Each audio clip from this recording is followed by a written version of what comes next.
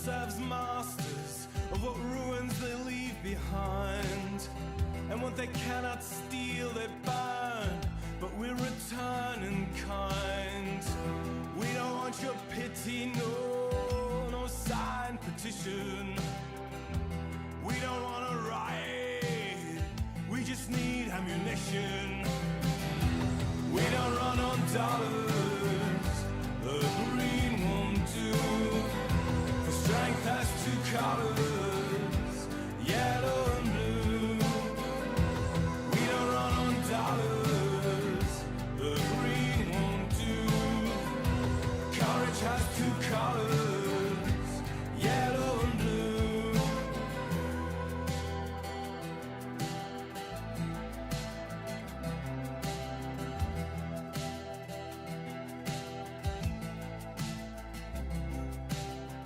Can you see the wheat is burning? It lights up the night as the Tsar betrays all under the sun to save his own hide. And we don't want no pity, no signed petition. And we don't want a riot, we just need ammunition. We don't run on dollars, the green won't do. For strength has two colors, yellow and blue. We don't run on dollars, the green won't do. Courage has two colors, yellow and blue. Yellow and blue. Yellow and blue. Yellow and blue. Yellow and blue.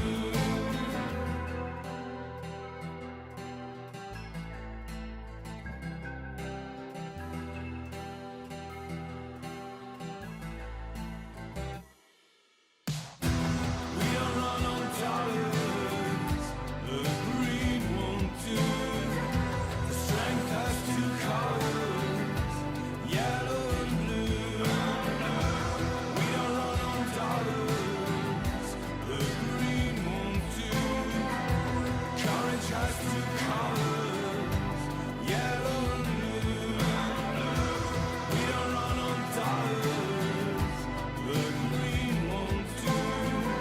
The strength has two colors, yellow and blue. We don't run on dollars, the green won't do. Courage has two colors, yellow and blue.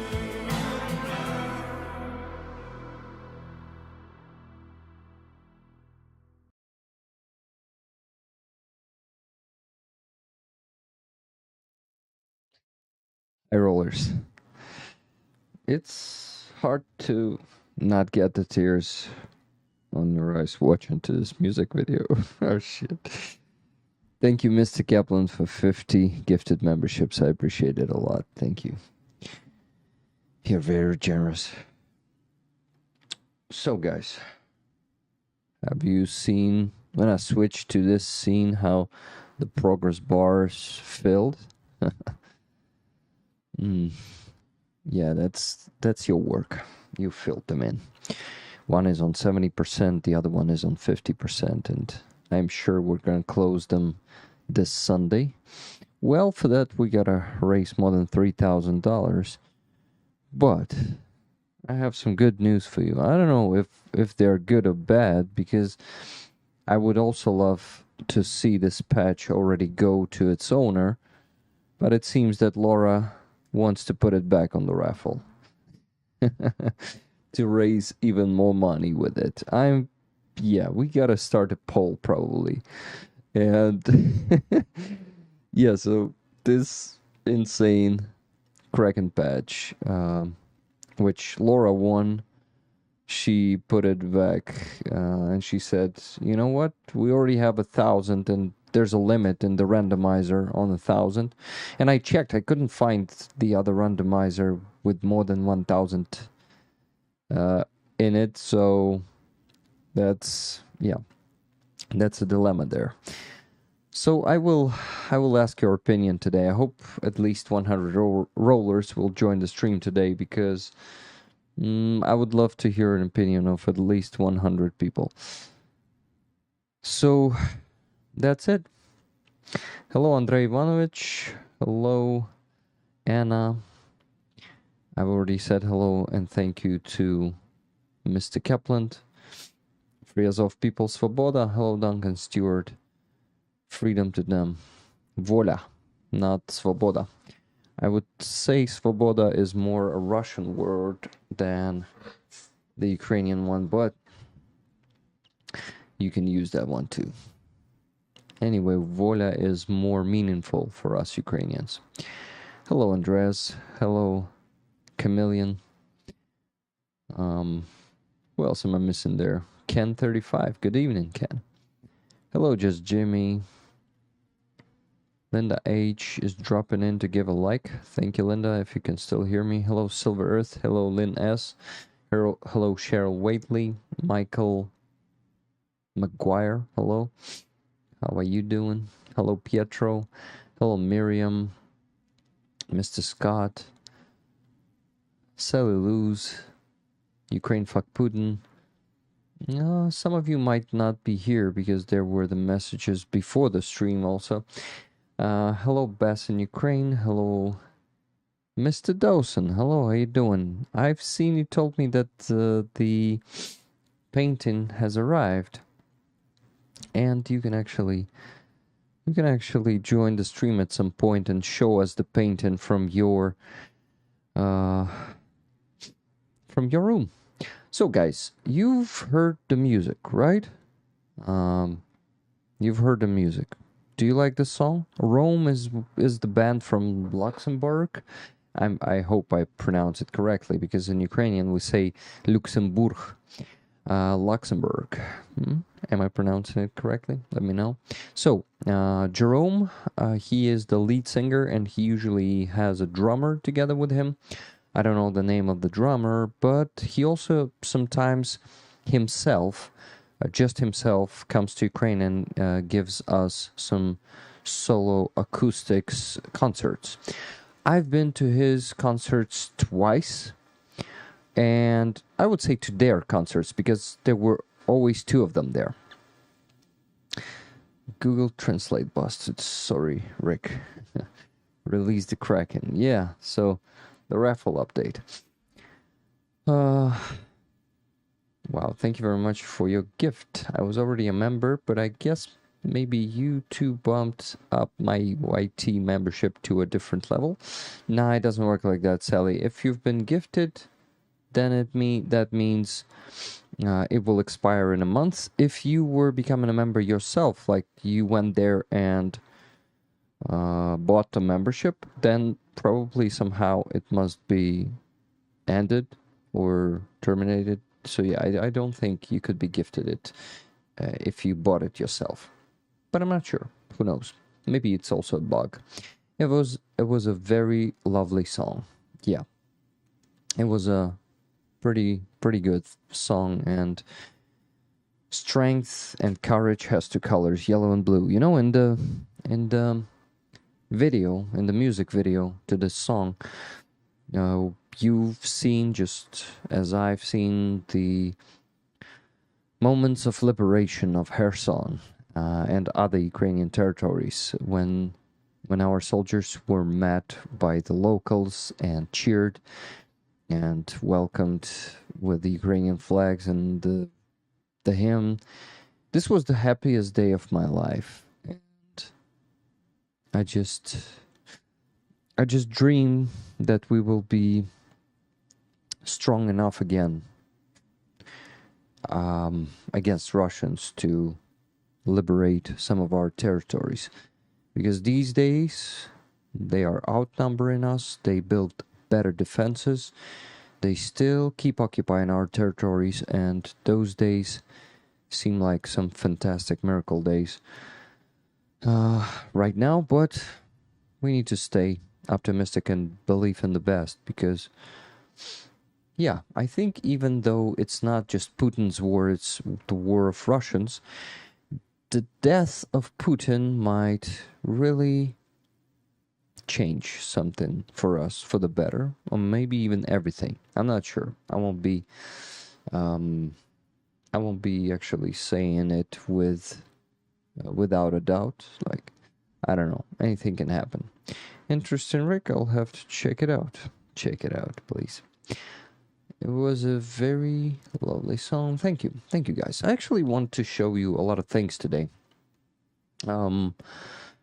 A lot of reports from the soldiers, from El Greco, for example, or from Chimera.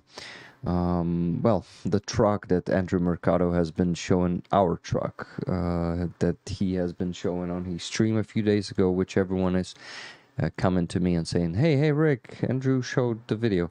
Well, yeah, actually that video was sent to me one day before Andrew showed it on his stream, but I just don't stream on Mondays or Tuesdays, not like he streams every day, I think, right?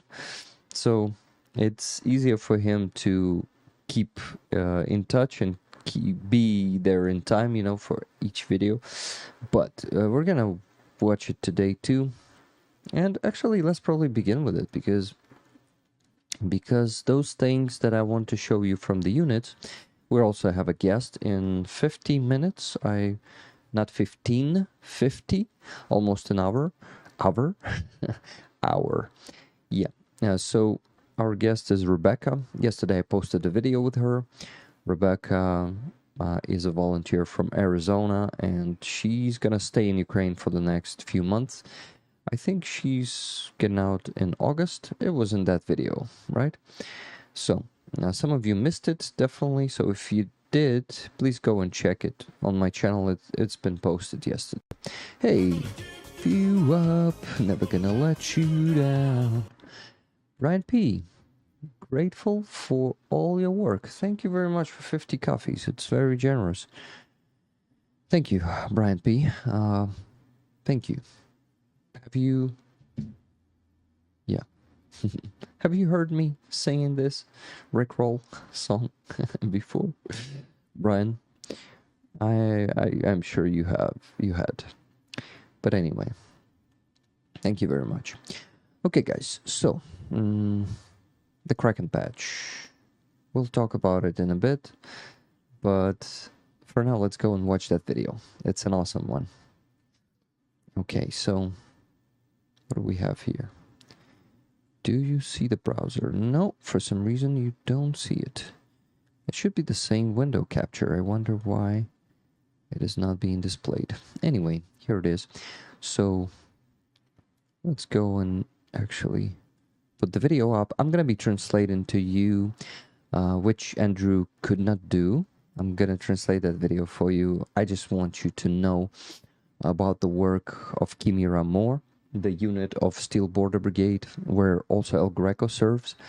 And Mickey, the commander of that unit, of Chimera unit, he is a friend of El Greco, his brother in arms, and more than that, well, they're not operating in one group, but he's still his friend. They are friends. Okay, so I can see the chat too, by the way, guys. Flow is actually powering me up because on Wednesdays I have exactly at a time when I start to stream the power outage. It's so I'm gonna be streaming from my laptop. It's cool, you know, when I've done it like more, working on Apple, it is really even rendering the videos 3 times faster than my PC. But my PC was not a slow one. I think the optimization of the Mac iOS is better than Windows. This might be the reason. That's what Dick Dawson told me. Anyway, let's go and watch the video. So, Kharkiv offensive. The Russian pressure falls. Ukrainian units start to counter-attack. Oh, that's loud. I need to make it a little less loud. FPV drones allowed. I think... Oh, they actually have the English ones now. Oh yeah, they've added English subtitles. Awesome. Oh, nice shot, damn it, son of a bitch. Російський ще налітав? Да, все. Вихід. Літало досить близько і настільки близько, що навіть... This is the voice of Mickey, by the way. A lot of swearing there on the front line, of course. Рука не держала, коли наводився. Так, звісно. Ми працюємо... This is like an intro, a shortcut of the best moments. Hey Andreas, welcome home. You're at home here, right? Дрони відіграють першочергову роль. Що треба? На відео потрібно зачитати його серійний номер, який тут написаний. Ось і сказати імені кого. And say in whose name this drone is Імені кого він складений. dedicated. Well, not dedicated. I think it's still auto-translate. But yeah, actually, yeah. To whom it's dedicated. I know what they're talking about. Забудьте додати, що ми Химера. Don't forget to add that we are Chimera. Бажаю здоров'я, друзі. Ми FPV-пілоти підрозділу Химера, бригади Сталевий кордон. Хочемо подякувати за цей дрон, який був складений на честь, на ім'я Олександра Мельника. Завдяки ньому ми будемо вбивати більше росіян. Слава Україні! Героям слава. Це дрон незвичайний. Саме цей дрон це склав мій вчитель фізики. Yeah, this is not the regular drone. This drone was assembled by Mickey's. Well, not Mickey's. I don't think it's Mickey. There in a shot. Okay, by this soldier's physics teacher, and they are actually making that video to honor him. Ось. Почав він досить недавно цим займатися. He started doing this quite recently, assembling these drones. І конкретно цей дрон Oh, this is Mickey, I think. носить ім'я одного із полеглих наших односельчан. So the drone has the name of one of the fallen villagers. Односельчани is like people who live in the same village of Mickey. His teacher of physics, and the drone is named in the name. Hey, never gonna let you down, never gonna run around and desert you. What is happening? Fred Thornbury, was it you becoming a member? Or am I? Yeah, wow. You're becoming an Abrams now? Wow, that's huge. Never gonna run around and desert you. That's crazy. Thank you. So it's plus $25. You updated your membership from Bradley to Abrams just now. That's crazy. So together with those 25, I had additional 10 this week. And let me add 35 to the jar. Wow, thank you very much, Fred. Thank you. I got your patches, by the way. I was about to send you the photo, but then I got distracted and forgot. Guys, look at the cool stuff Fred got to me. Maybe after the video, right? Anyway, I'm gonna just give you a small shot of it. US, Ukraine. We stand with Ukraine. And nice one of what state? It's hard to read, but maybe you will recognize it, guys. And there is also a US patch. Thank you very much for the patches. And for awesome postcard, Fred. You're amazing. And for upgrading your membership. That's so cool. I also got $50 from Lynn S. Possible raffle tickets? Yes, there are gonna be raffle tickets, but I still need to start the poll for that. Thank you. Thank you very much. Let me update the progress bar and then get back to the video. Okay. Wow. Plus 35.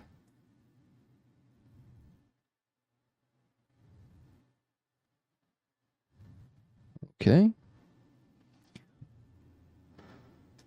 I'm upgrading it, and it just updated on 93% now.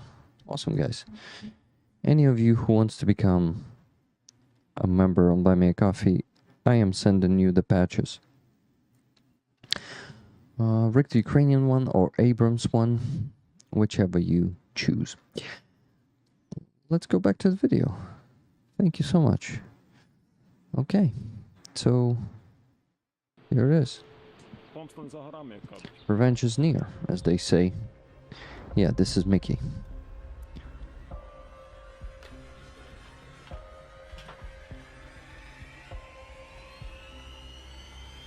Розкажіть цю історію теж. Do you recognize the flag, guys? I have one here. The same one. Also signed by Mickey and his brothers in arms.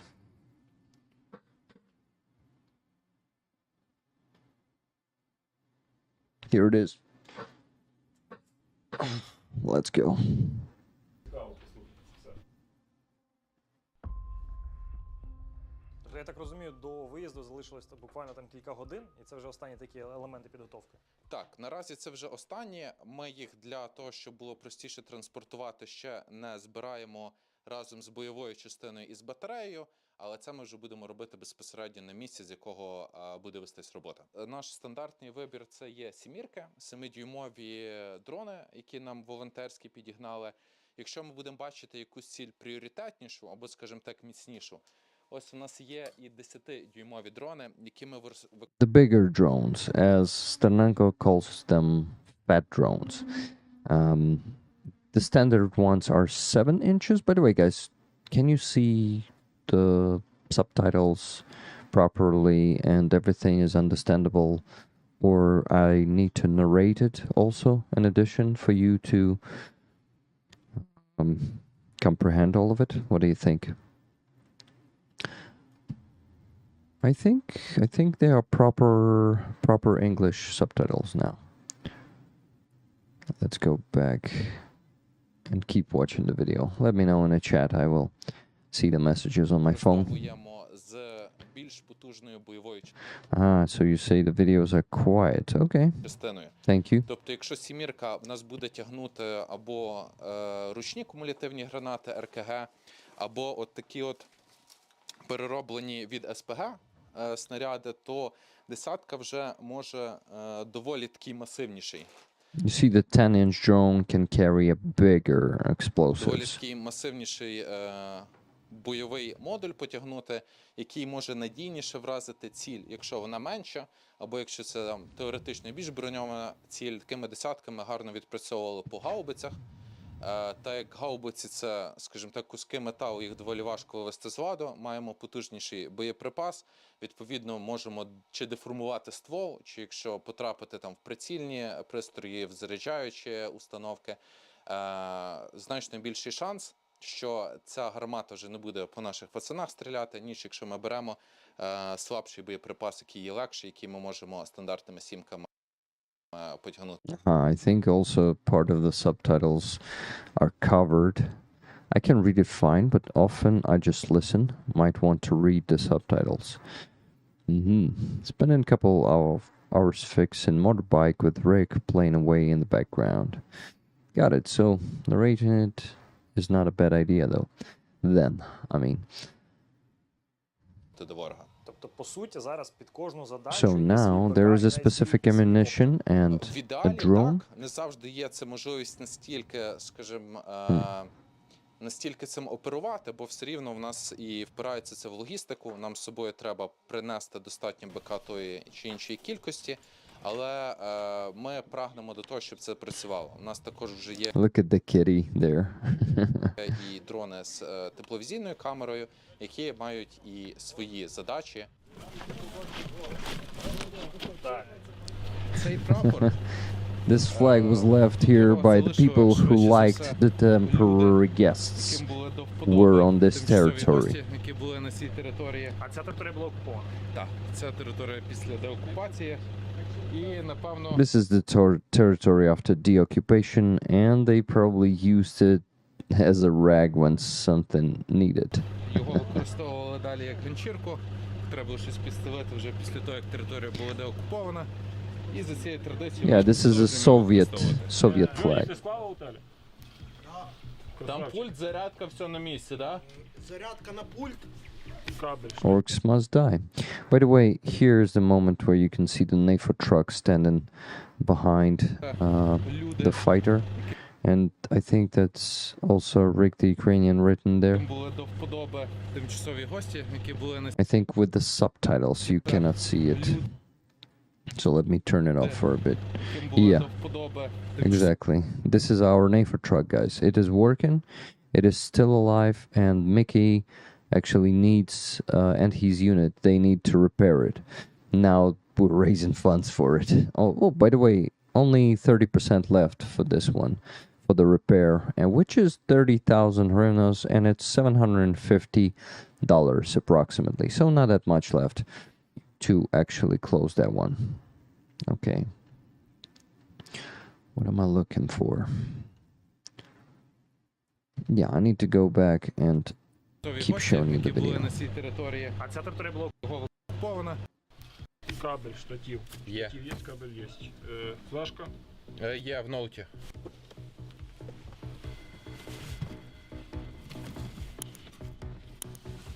NAFO truck getting masked. план на сьогоднішній день. Є декілька гармат, які ми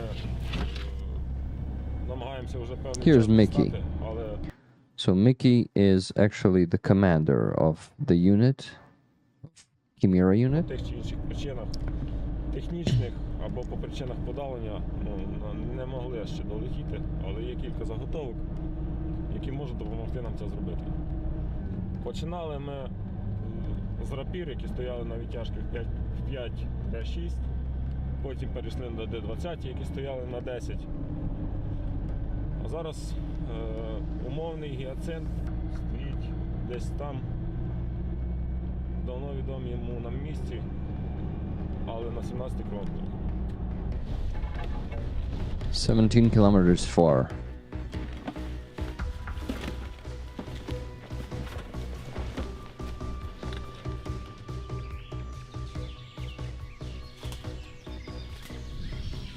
Другий пакет пішов.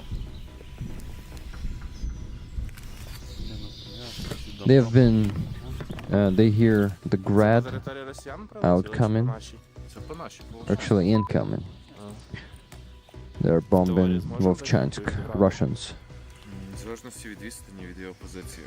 Зрадам важко за рахунок того, що вони виїжджають в поле, відпрацьовують і уїжджають. Thank you, Chameleon, by the way. В цей момент збуть умовно в повітрі, щоб поступила інфа, і ти зразу міг полетіти його перехопити. А так в нас, наприклад, була ситуація, коли ми майже встигли цю одну з нових саушек російських вальнути. Мальва працювала, це по типу нашої Богдана. І якраз ми її спалили на останніх її виходах, вже туди мало летіти, а воно відповідно розвернулося і далі вже на такий рельєф зійшла, який нам не підходить для роботи, тому з цим складно. Це треба, щоб і пощастило, і постійно моніторити. Без кави робочий день не починається. Ну так. Підйом в 2:30, то вдається взнаки, то на щось випити зранку. Що востаннє в тебе викликало захват влучання, коли було крики, ура і Крики «Ура!» ейфорія. це коли ми спалили МТЛБ повну БК. От воно там горіло, там я як мала дитина тупцяв ножками і махав ручками, як кажуть. Ну просто це був такий шикарний феєрверк. Дубчик у нас організував цей підпал, такий підпал віка. Ну на даний момент це, скажімо, було таке саме яскраве і саме довгоочікуване знищення. Це якраз був той випадок, коли горіло гарно, довго, ще й з детонаціями цими, там я не знаю, ми їх фіксували фіксували ціль на протязі 15 хвилин, ці 15 хвилин воно там детонувало, стріляли там патрони з неї, вистрілювали, там так, ну, все як в фільмі. Дуже славно вийшло, дуже сподобалося всім. Oh, you see they're launching a bigger drone. Плюс!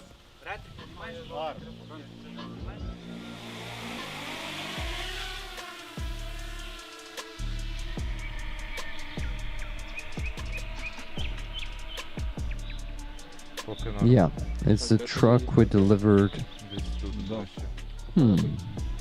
Да, вроді воно. In December? Hello, Rebecca. Заїзди. I'm not sure that this one was in December. Ось це справа, пушка. Готовий? Так, тихо, кущі тут треба промацати. В нього ще рабіться, походу. Да. Чуть-чуть вище піти через кущ.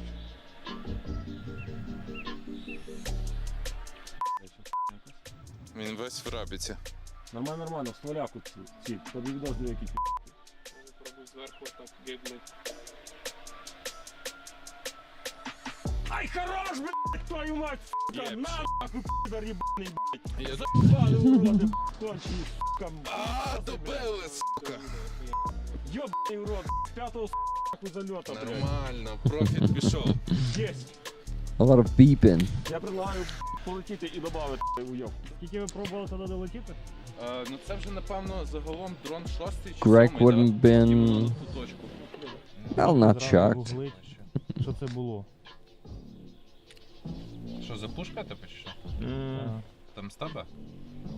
Ну, по висоті профіля, да. Такі два колеса. Два. Ну, два ряда, типу. На двох осях по ним стабе. Хіба? Да, це був гіацинт. Це гіацинти там, да? Да. Непогано. І откатник в нього, бачиш, на строх. 152 мм, так? Да, 152 дальнобойна орта. Тихо. Дрон.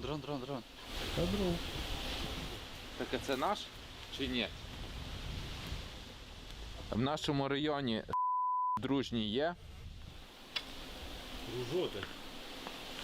Ружу. Дублюю сосну Мікі, не працює. Плюс прийняв. Да, це не наш. Це російський що налітав? Да, це. Віднедавна пілоти FPV беруть з собою на бойові виїзди і ось таку техніку. Це напівавтоматична гладкоствольна рушниця 12-го калібру. Дозволяє без перезарядки здійснити 10 пострілів і необхідна для захисту від ворожих FPV на випадок, якщо вони спробують атакувати пілотів. So, guys, basically a shotgun. Проти дронів за рахунок The most effective ти можеш здійснити 10 пострілів. gun against the FPV drones. І з великою ймовірністю получити в дрона. З автомата Калашникова в тебе так ніколи не вийде. Чому не антидронова рушниця, чому не РЕП, чому саме дрон? Що реп, що антидронова рушниця важко підібрати по частотам, бо дрони міняють частоти. А якщо щось раз закривати великий діапазон, то сильно дорого. Рушниця коштує 25 тисяч гривень і може йому не важливо, який діапазон, які частоти. З якої дистанції можна влучити в дрон? Максимально ефективно 60 метрів ти вже зможеш спокійно збити дрона. Якщо 60 meters, you see, guys. Цього достатньо? 5-6 shots and you can hit the drone. I've heard those stories about the shotguns being the most effective Якийсь дуже незвичний боєприпас. against Це не FPVs. зовсім є боєприпас. Це наша невелика пасточка, яку ми хочемо сьогодні протестувати і подивитися, скільки автомобільного транспорту ворожого вона зможе призупинити, щоб потім ми вже з ним якби більш якісніше пропрацювали нашими дронами з стандартною бойовою частиною.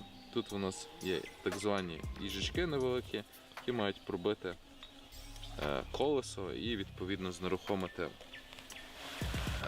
легкий транспорт, який далі ми будемо спробувати полювати на нього.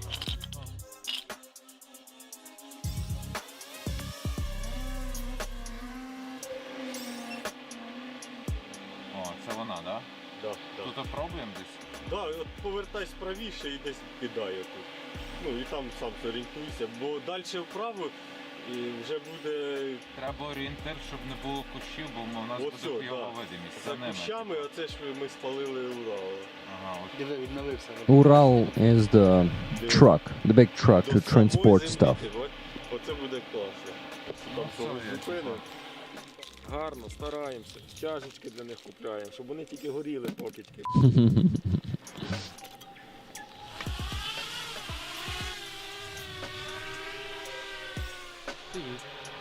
Стоїть воно зліва щось.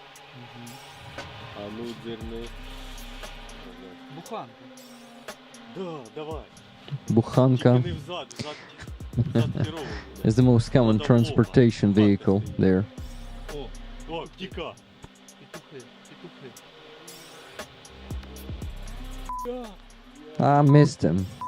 Oh no, he's actually chasing the guy. Нажми. Да, типу, я до нього полетів. Ти поняв? Вона стоїть, летимо ще туди. Вона стоїть. Це те місце, де розбили банку з шипами. Так. Ми якраз летіли на You підтвердження, see? там відповідно виявили буханку і відпрацювали по... Something to destroy enemy's vehicles' Нам tires. тут розповіли, що тобі вдалося до певної міри досягнути тут унікального результату. Першим з українських FPV-шників уразити реактивну систему залпового вогню «Ураган». Oh, yeah. Розкажи, як це було.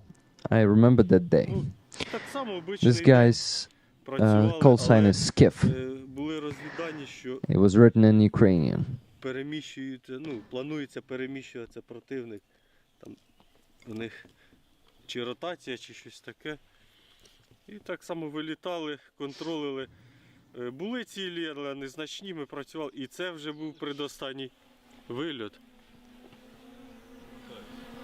Предостанній вильот і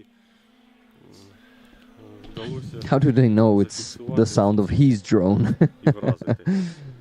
На жаль, їх там дві You see? The установки. Uragan 1, Uragan 2. Не встигли. Дистанція велика. And they had only one Визволили of them Летіли, але вже запізно. А коли because it was too late. дізнався, що побачив на екрані «Ураган», як Я не сприйняв це? зрозумів. Я не зрозумів, мені сказали, що це там типу ураган, град, щось таке. Я скажу, я, наприклад, в мене відео чуть хуже було, і як я бачу, якісь труби везуть. Не розумію, що. Ну, мені сказали, що це якась реактивна система. Ти летиш, бачиш, що це все-таки «Ураган», рука не дрижала. Nah, the real Dave Seaman, I cannot do that because I have a line on my fundraisers. I just cannot miss a week, skip a week, you see? Я не знаю, тому що відповідальність велика. Це ж не... Guys, Ти please ж vote не in the залітаєш по якійсь статичній poll. цілі, яка на наступний виліт буде, і ще на наступний можна спрацювати, а це все в долі секунди. Якщо не вспів, промазав, то все. Якісь ще є такі Here's the moment of him цілі, hidden які Так, хотілося б так. вразити? that Так, target. є заповітна ціль, це, я ж кажу, С-300 стоять на відстані там, до 30 кілометрів. You see? От там вони стоять. S-300, якби нам the air вдалося defense долетіти і systems. вразити. Я думаю, це багато стоїло. Не сниться ще С-300? С-300 ні, ну а дрони засинаєш із цим враженням, що ти летиш і... Ну просинаєш, ні, засинаєш. Хотілося б вже щось про друге думати. Yeah. So, shortly after this shoot, the Russian army began offensive actions in the northern Kharkiv Oblast. From the first day, Chimera fighters joined the defense forces, repelling Russian attacks. El Greco told me how they helped him to actually, get in one attack. Here's our NAFO truck standing there, guys. It's been filmed all this time. It is working. It has Norwegian flag on it. Oh, I think, yeah, it's the one with Bjorn's Valhalla. Just give me a second. I'm gonna pause it for a second. So I just want to get back there, and yes, there was a HIMARS NAFO truck, and it had a Norwegian flag there and Till Valhalla. Yeah. So this is the one. Ми з хлопцями рухалися на місце роботи, скажімо так, і саме в цей момент пішла масова артилерійська та авіаційна атака, і ми, виходить, там лісочок такий треба було пересікти. І ми якраз тільки заїжджаємо в цей лісочок, і починається такий максимально масований обстріл по села, ліска, тобто противник не шкодував ні ракет, ні бомб, ні снарядів в той момент. І обстріл тривав десь хвилин 40, мабуть. Вихід. Прилітало досить близько і настільки близько, що навіть притрушувало землею.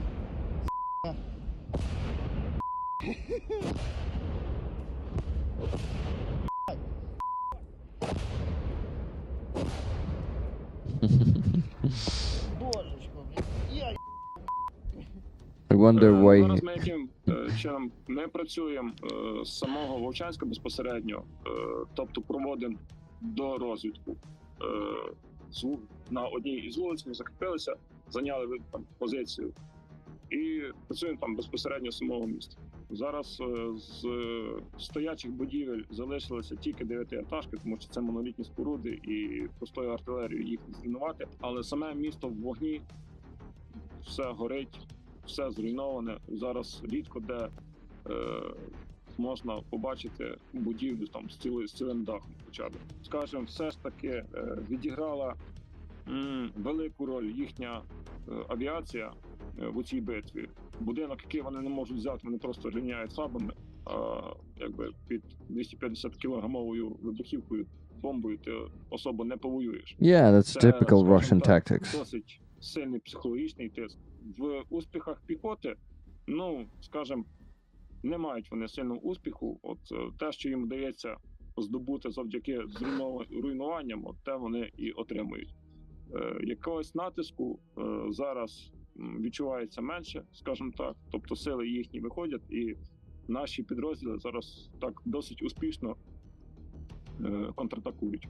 Завдяки FPV-дронам зараз знищується левова частка тої техніки, яка перетинає лінію ДК, і завдяки FPV-дронам вдається чудово протидіяти тим силам, які, скажімо, зосереджуються в оцих малих забудовах, в підвалах, будинках, сараях, де вони переховуються. Тому що для артилерії ці цілі, ну, такі, скажімо, важко доступні, тому що, ну, спробуй ще попаде в той Can you see how they are щоб його завалити. entering the doors and the windows? З цими завданнями досить вдало справляються.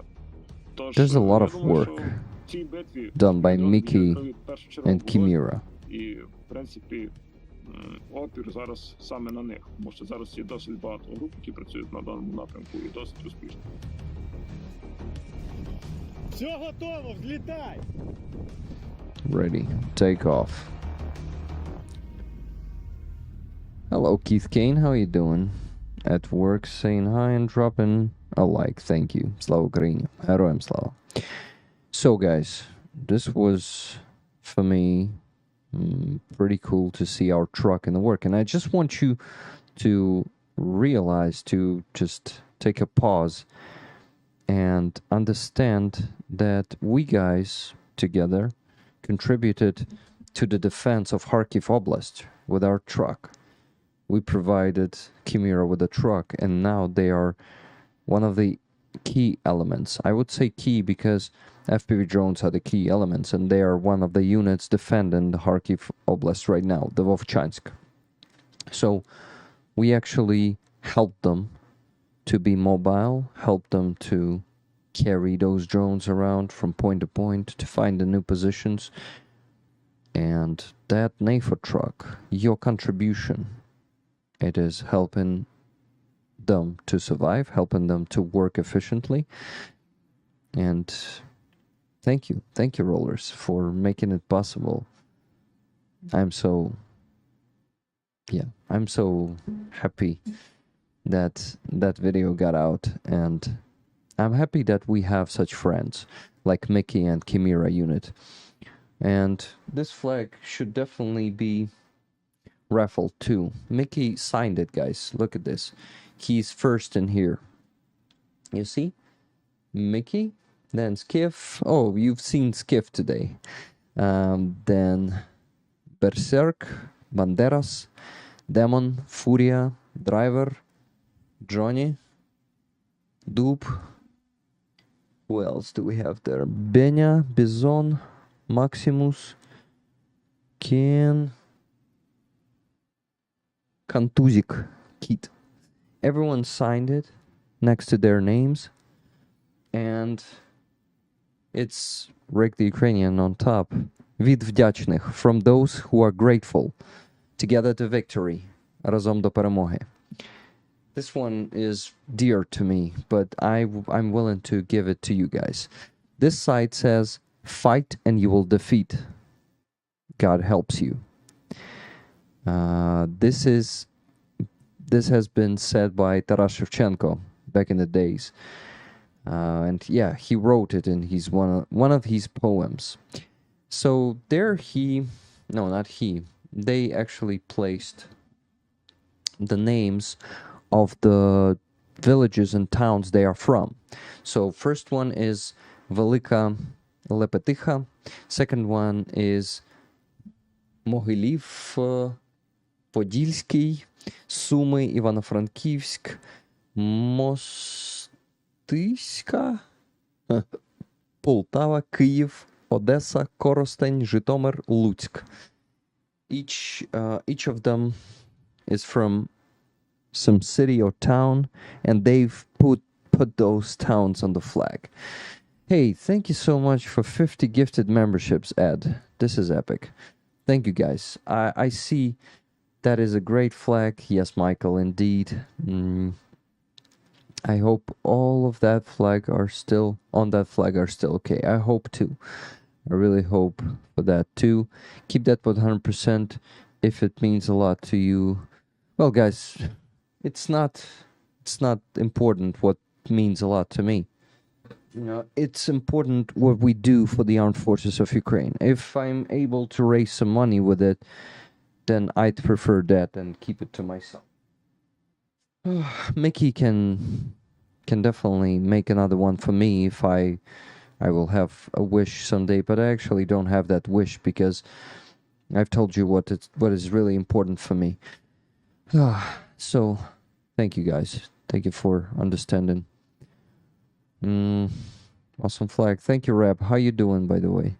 Hello, guys. Hello, everyone who is joining. I want you to ask to vote in the poll. It's on top of the chat. That way, I think. Yeah, it's on top of the chat. How many votes do we have right now? 49 votes. Let's make him 80 votes, okay? 84% says absolutely, let's raise more. 16%, now 18% says nope, let's give it to Laura. Well, Laura said that she wants to raise more money with it. So just, yeah, guys, I think that it might be going for too long. Like, come on, every raffle has to end someday, right? Thank you, Yorubench, very much. Thank you, Cats. So, guys, yes, every raffle should end, and I feel myself like I'm gonna be haunted by this patch in my sleep if I won't finish the raffle. If I won't stop restarting it, because it's been going for the third week now. And I just... Yeah, there was a suggestion from the real Dave Seaman. If you're still there in the chat, man, you proposed to get the money from it to Pete. This would be something that I would love to do, but the situation is next. We have 2 fundraisers right now. 3 more requests are standing in line. If I will get the money from the patch raffle, give them to Pete completely, that means we will skip the week of our fundraisers, and they are not going to be filled in, and that means that we will delay even more the moment of equipment being given to our soldiers or money being sent to them for them to buy that equipment. And that means, you see, it's my personal responsibility, and I need to deal with it somehow. And this is, unfortunately, I cannot help everyone, and I have my limits. We guys have my limits. I would love to. No, I would love to do that. I would love to give money from the new raffle for it to Pete, but I don't think the reality lets me do it. Is letting me do it? Probably like this, yeah? Another donation, $24.32 from... Okay, the comment says next. Hi Rick, this is for your fundraisers. I'm Evangelos Taxirchis. The guy's been Nalimtamails. We developed secure video for Ukrainian front lines. Well, secure email systems. Got it. I didn't understand all the message, but I kind of understood the end of it. Thank you very much for your donation. And guys, I think with the donations you are sending, if we're restarting this raffle, then that means tickets for you. So, Evangelos, please let me know if you want 2 tickets for this Kraken patch. Lynn S., you have 5 tickets. You're going to be the first one. So, let's actually get at least 100 votes and see what opinion you express, guys. For now, it's 58 votes, and 83% of you think that we should do the raffle again for this patch, and 17% says nope, let's give it to Laura. Laura is very generous and decided to put it back on the raffle if it will make more money. Of course, Laura likes this patch and would love to see it on her, let's say, table or on the wall, but this is not the most important thing for her. That's what she told me. As for me, I would also love to see this patch hanging on my wall, but this is not about me or any of us, guys. This is about supporting the Ukrainian army, and sometimes it's getting hard. Sometimes it feels like we have too many requests, but one step at a time, I'm closing them. I'm not a very, I'm not a very anxiety person. This is why I have the ability to close these fundraisers one after another. Rick, make it a rule next winner must accept the patch. Sure, Cryptominer Minter says. Evangelos, is me, Rick. Awesome. Cryptominter, you have yourself 2 tickets then for this awesome patch. Okay, so that's it, guys.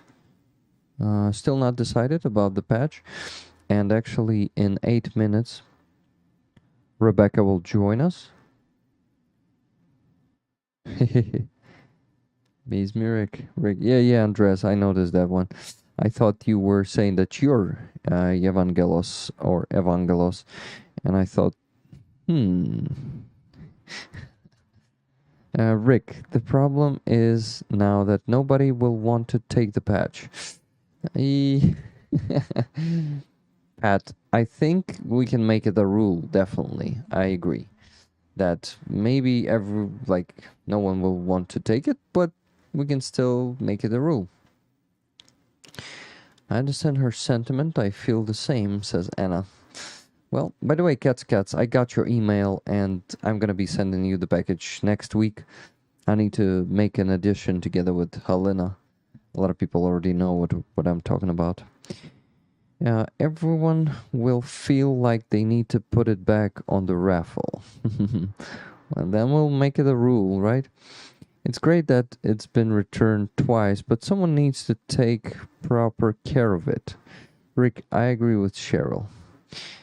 What Cheryl said there? Cheryl said, Rick, give it to Andreas Lach for all his hard work. That would be amazing. Auction, then raffle. Hi, Greg. Greg, you won't believe it, but Laura put this Kraken patch back on the raffle. She won it. We reached 1,000 tickets, and that's a maximum number of tickets that the randomizer accepts. So we need to restart it. We need to start the new raffle for this patch. I was joking that it's gonna be haunting me in my sleep someday soon. Well, it's still not haunting me, but anyway.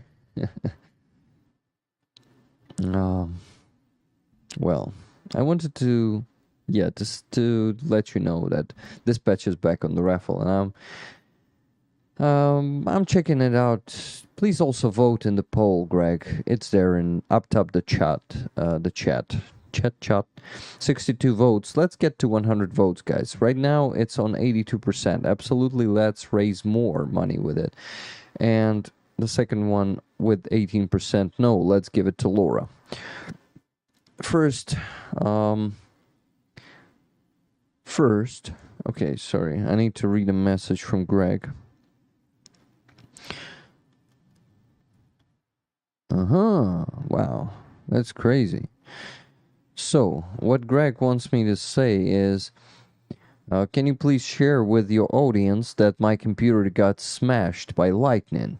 Working on fixing it and plan to be back on normal stream schedule tomorrow. I would appreciate it. Done, Greg, done just now. Gladly sharing the update with rollers about your streams. Just do a 1-ticket raffle for €50. Everyone that really wants it will pay 50 for an opportunity to get it. Well, Willie, I think this limitation might actually prevent us of raising more money for it, but we need to think about it. Hey, Julie Webb, how you doing? I have a need to be on the battlefield, but I'm too old for that, says Micah Hiltunen. Where are you from, Micah Hiltunen? Good idea, Mr. Willie. That's a good idea. But, you see, to actually figure out... Let me think. What could we do? So, Mr. Willie, I think the only... you can buy only 1 ticket for €50 or what? And actually, it could be we can do 2 raffles, right? To actually not limit ourselves. We can do a raffle for Kraken patch, and we can do a raffle for a flag. Raffle for a flag will have the standard rules. It will be what? $10 for a ticket, unlimited number of tickets, right? So it could be either this flag, the Chimera flag, or it can be the flag gifted by Werner, the German medic guy who's helping our soldiers. Sounds Finnish to me. Wow, Greg, sorry to hear about the case. Yeah, Greg, same. This is crazy. I just posted about Greg, but Greg didn't see it. Sorry, Leslie. I know that it's not easy to offend you, so I'm sure you haven't been offended that I missed it. Hard to do. I suggest 20 for 1 ticket. Cats. Are you talking about the Kraken patch raffle? Or about what? Dominic Howells, by the way, hello. Who else haven't I greet? KL Alaska. Hello. How are you doing? How have you find us? An old Finn trained as sniper, Jäger, sergeant in the Finnish armed forces. That's cool. If you're okay to share how old are you now? With us, of course. So, Werner has a good interview. Yeah, it was a good interview. I really enjoyed it. So, guys, a lot of things I wanted to show you, but I think I'm going to be doing it together with Rebecca already. but some videos, some reports for you. I wanted to gather at least 100 of you here watching before I start showing this, because I would like to get this, I would like this to get more attention. Because, for example, yesterday I posted the video report from Matvey. He was thanking all of you for the equipment that you've raised funds for, and it took only a few hundred of views. Well, it's nothing. A lot more people should see the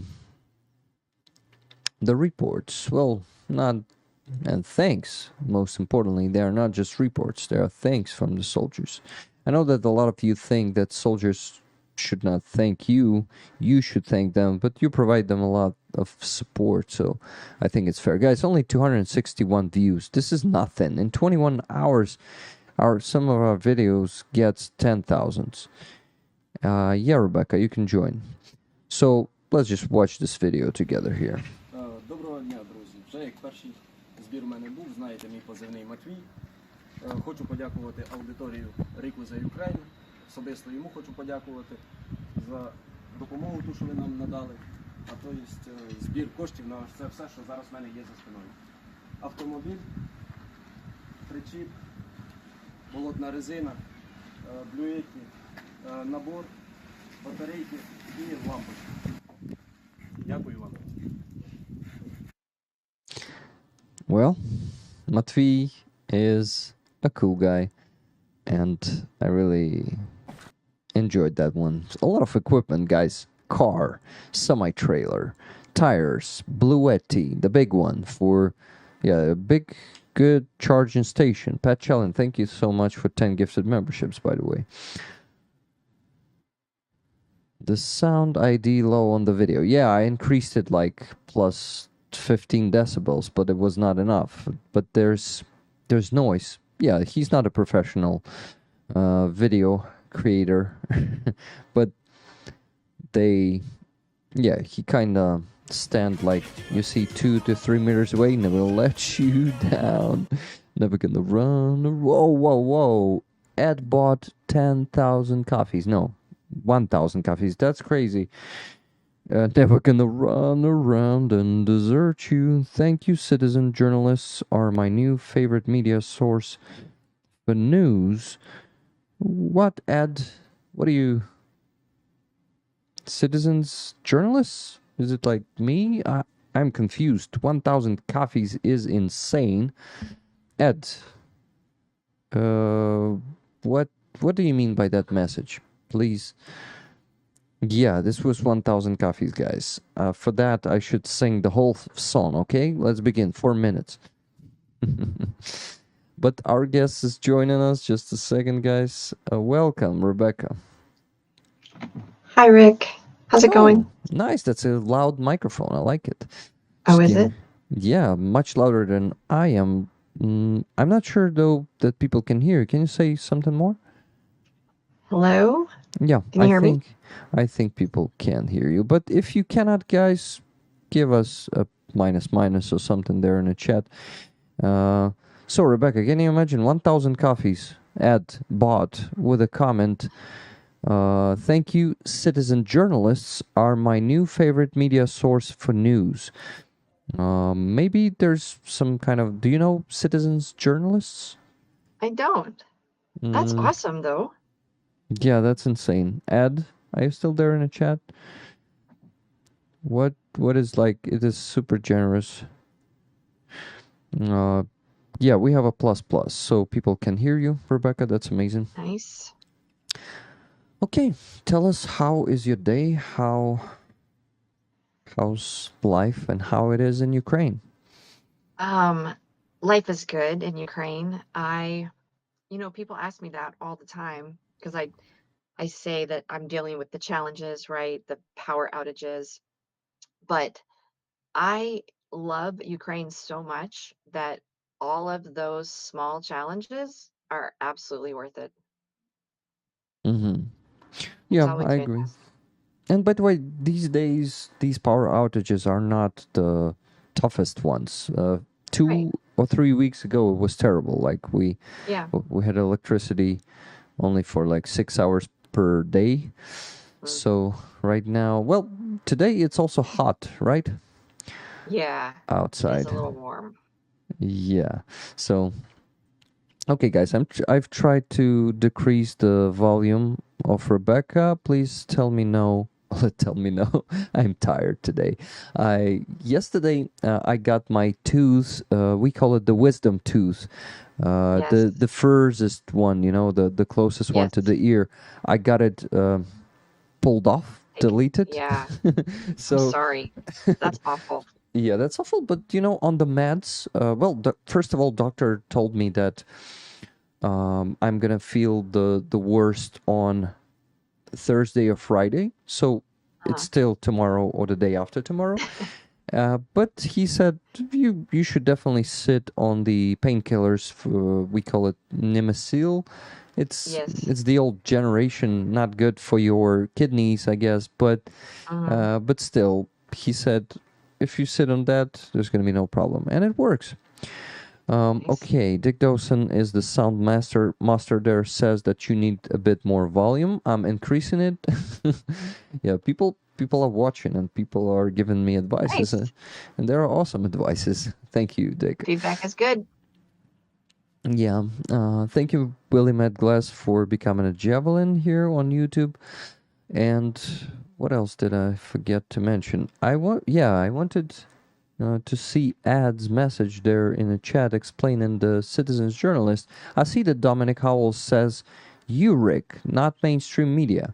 Yeah, so probably this was to support my work, and wow, that's an insanely generous support. Thank you. Come on, Dick. Do I need to get it to 100%? Okay, whatever. Yeah, Rebecca's going to be on 100% now, guys. If I'm going to be too quiet, let me know. The only thing I can do is to decrease Rebecca's volume. I cannot increase mine more. So, Rebecca, yesterday I posted the interview, which consisted of 3 parts, together with you. Did you check it out? I haven't finished watching it yet. I started just now as I was waiting for you. I was watching it in the background, and I haven't finished yet. Guys, how do you like the interview? Because I really enjoyed it, and actually already the first time when we were talking to each other on December, right? Or in December? Yeah, in December probably. Then I really liked you and liked talking to you. So this time was even better because we already knew each other. Exactly. It was good to see you. Yeah, good to see you too, and we should see each other more. By the way, some rollers are coming into town on 28th, and this month. Yeah, this month. I'm not sure that I'm allowed to say their names. Maybe they want to make a surprise to everyone. But I will tell you. I will actually. It would be awesome if you guys meet, of course, together with me, because I'm planning to meet them. And are they Ukrainians or are they from other countries? No, from from other countries. Let's say that, because people will realize who I'm talking about. Yeah. Maybe. No, that would be awesome. Yeah. I would love to join you. Yeah, summer is the time when everyone is coming to Ukraine, and that's actually a good time for everything. It's warm, sometimes too warm, but anyway, it's better than cold. You can withstand the warmth, but cold can kill you, actually. I hate the cold. Yeah, me either. Rebecca, can you please tell us about yourself? Also, I'm very curious about the psychology part of your life. Yeah. But anything you want, because some people might have missed interview, and that's okay. It's hard to watch the videos if I'm posting one or even few of them every day. So please let us know anything you want to share. Absolutely. I used to work for the Army Suicide Prevention Program for the U.S. Army in the States. And I was in the Army Reserves myself. I am not a combat veteran. To be honest, if I had been a combat veteran, I would have volunteered in the beginning. I would have been Mm-hmm. here right away. But I didn't have combat experience, so I needed to be careful. So I have worked in what we call peer support in the States. You call it equal to equal here. And so I've worked in veteran peer support for about 10 years. And the Army considers me a subject matter expert. All that really means is I have a lot of personal experience with my own depression, anxiety, PTSD, my own suicidality. So I've dealt with all these things, and to be honest, I don't consider myself finished, right? Like this is an ongoing journey, mental health, and Mm-hmm. I have good days and I have bad days. To be honest, I always feel better when I'm in Ukraine. Ukraine is my happy place. And so there is a very small selfish piece of me just preferring to be in Ukraine. I would rather be here than anywhere else. So I came here in hopes of helping in this mental health realm. And I know right now everyone is very focused on the war. And absolutely, I respect that's the most important thing. We have to win first. So I have conversations about the mental health piece, and I talk to a lot of veterans, and I talk to a lot of providers, a lot of psychiatrists and people like that, because I want to start this conversation of veterans helping veterans heal. Like it's not necessarily just about psychiatrists helping veterans heal. There is this aspect of community support. Within your community, you learn how to help each other, right? Mm-hmm. So I am doing a lot of that, but I really want to be helpful to the war. So right now, I drive the trucks about every other month or so, um, because that's a tangible thing that we are giving to units, and that helps them immediately. And I'm also actively talking to some friends. I do logistics also, like I'm just good at managing, stuff and ordering stuff and making all the stuff happen.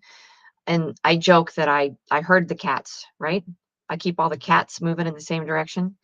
Um, so I have been talking to a friend, see if I can volunteer with her unit. She's in a medic unit.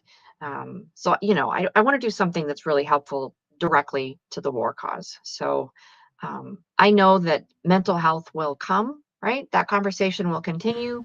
That will continue to become important. But I want to be helpful today. I want to help the Army if I can. So Mm-hmm. trying to find a volunteer job there. Mm-hmm. So you still don't have a job here in Ukraine yet? You're looking for it? Just a volunteer job. I mean do the have a volunteer full-time job. job. Yeah, Yeah, sorry. I do have a full-time job at based in the US, and I work remotely. So that's obviously what enables me to be able to live here. So and my team is so supportive. Like they know that I'm here. They're supportive. If I say, "Hey, I need a couple hours off to go do something," 100% they support that. So I'm hugely lucky and blessed to have that team behind me, right? Because that's what allows me to do this work. Mm-hmm. So yeah, so now I'm hoping to find some kind of volunteer work with the Army as well. Mm-hmm. Okay. Then I'm, thinking just now, maybe I know someone who can. So volunteer work of what kind? Not only psychological support, right? Mhm. Probably something else because you're driving Yeah, trucks and. yeah, exactly. I do need to stay in Kiev, so I need a base here. Um, but I'm open to the possibilities. So this friend that I was talking to, they're a medic unit. Their base is here. I think she's with the National Guard. Um, and so I just said, "Hey, what do you need? Right? Let me come down and talk to your unit. Let me talk to your people, and let's find out what they need." I've done a little bit of a variety where I've managed businesses. I'm an accountant is what I do as a job, and I've managed the logistical pieces. Obviously, I drive trucks, so I do all these different pieces, and I feel like someone will need help, right? So I just sort of ask around. I talk to people, and probably my biggest drawback is that I have to stay in Kyiv because So especially right now with the power outages, this is a co-working space here that I'm in. So I have this, and to be honest, this was donated to me by a businessman. Like, he was so supportive of me being here as an American that he donated this space to me. So I'm hugely grateful to him for that, because this saves my bacon every day. When my power goes out, I hop on the metro.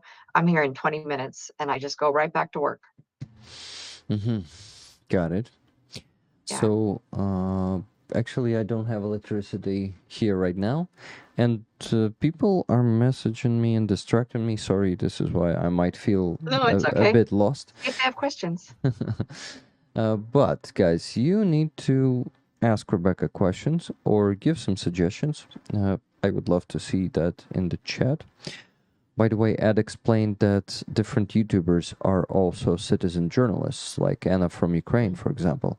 Right. So, yeah, thank you then so much, Ed, for supporting me. But yes, Lynn S. is right, Ed. Inside Russia, he doesn't contribute to supporting the Ukrainian army. But I do, and we're actually raising funds on every stream. Well, not on Wednesday streams, but I still mention some of the raffles we have. So this Kraken patch was put back on the raffle by Laura, who won it. First winner was Bjorn. He put it back. Then Laura put it back. So we're going to be raffling it for the third time. And we need to start from the very first ticket again. And I actually put up the poll there, guys, in the chat. Please vote if you just joined the stream and wondering what that poll is.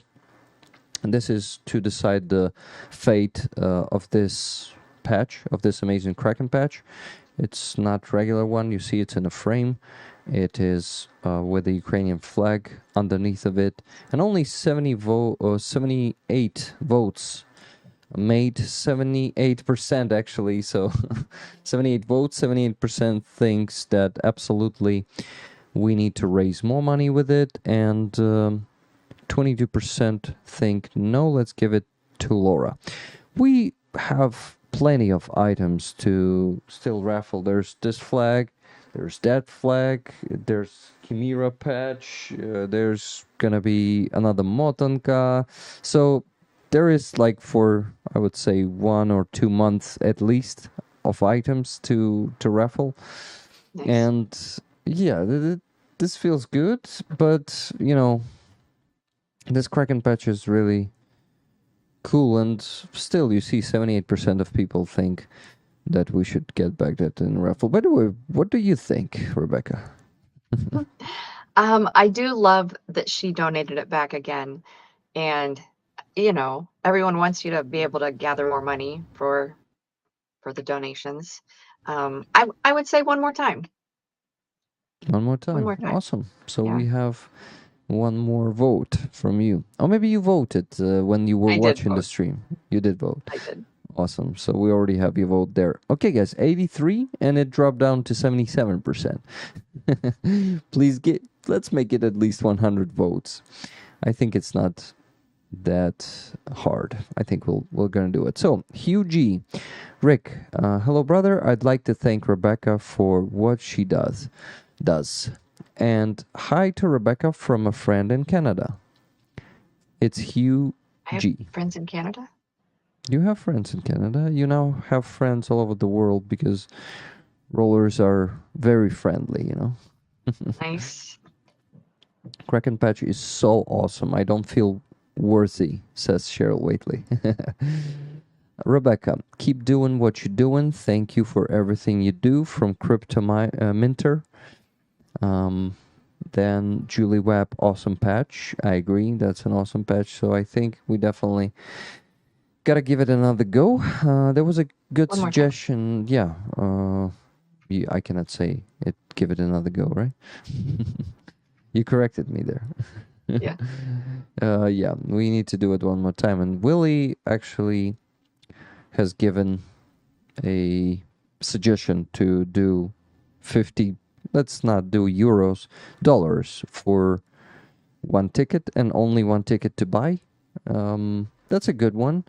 And we can actually probably do 2 raffles, but it's going to be not easy to actually manage all of that, but I will try. We can actually use both. Let's say we can use both money if it's going to be 50 or above for both Kraken patch, and we can use those 50 to get you guys 5 tickets, or 5 tickets to the flag raffle.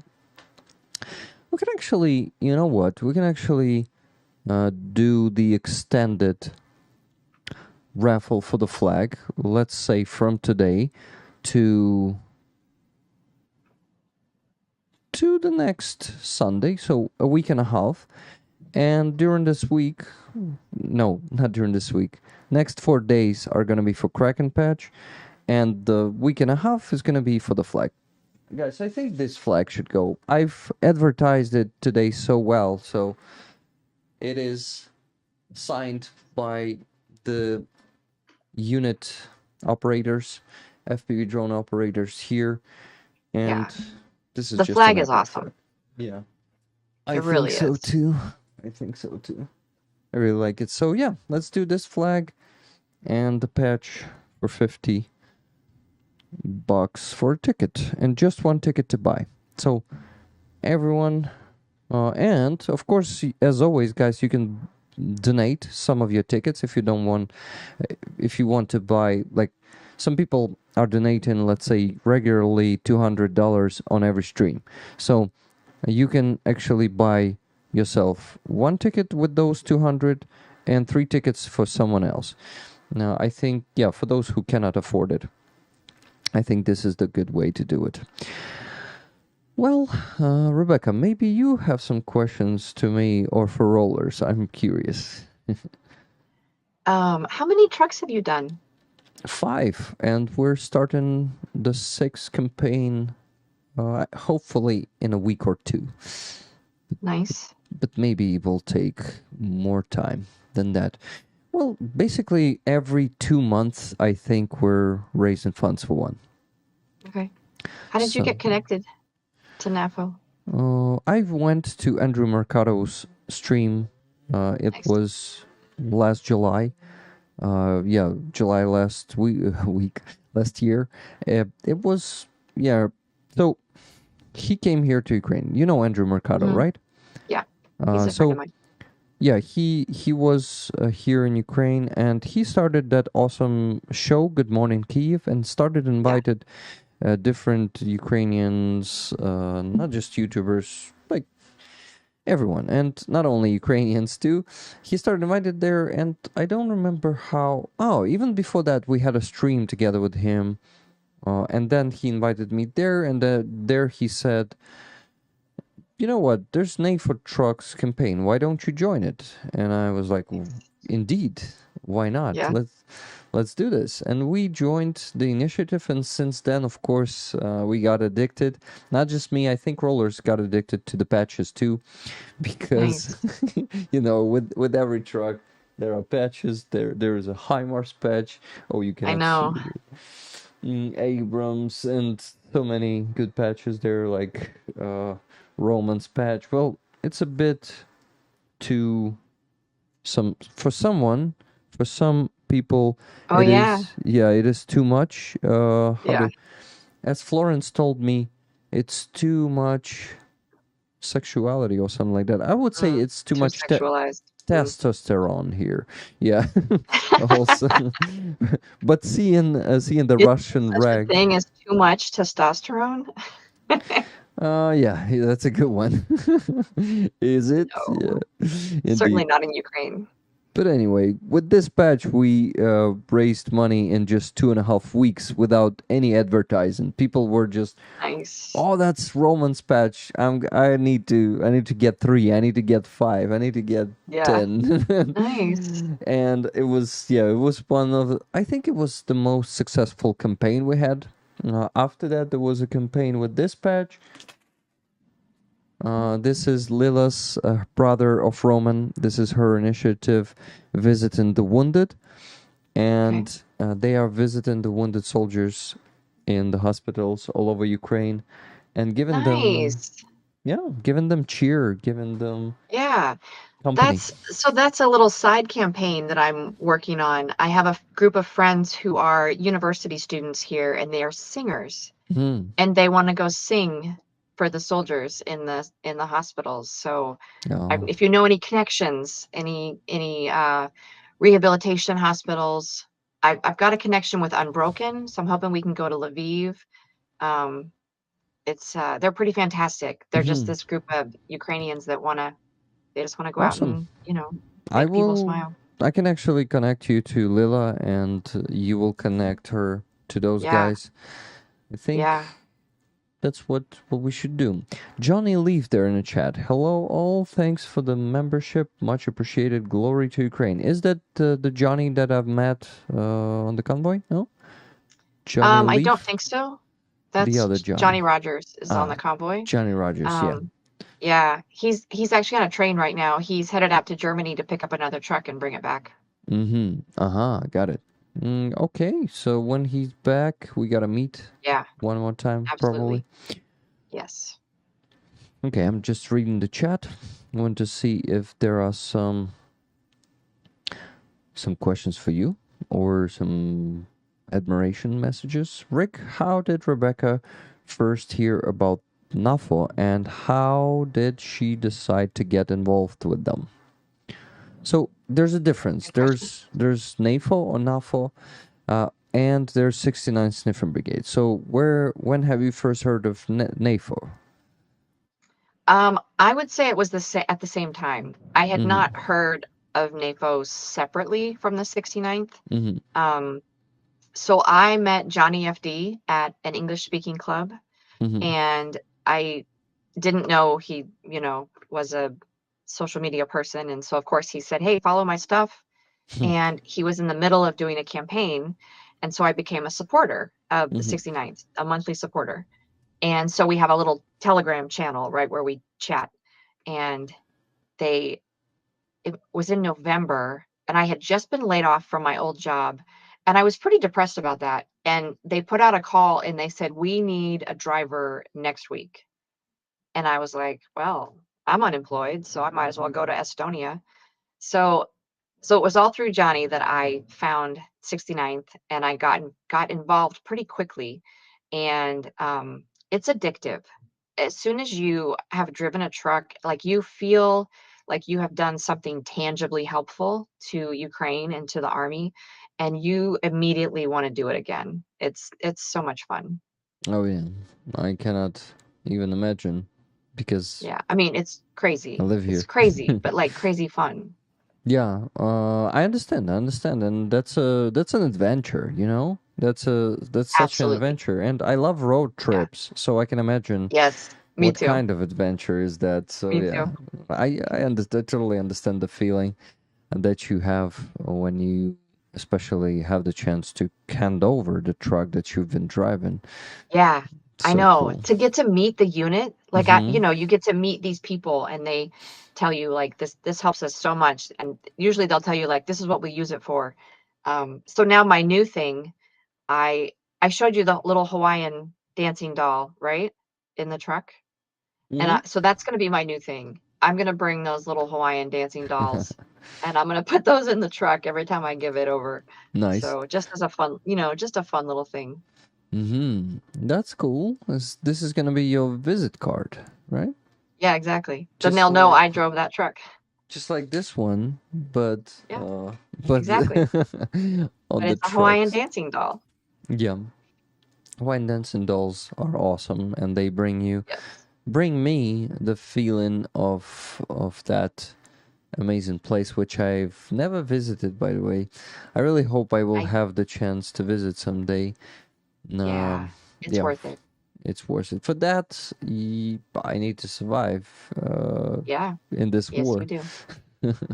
When And this war is over, I will take you to Hawaii personally. You and your wife will go to Hawaii.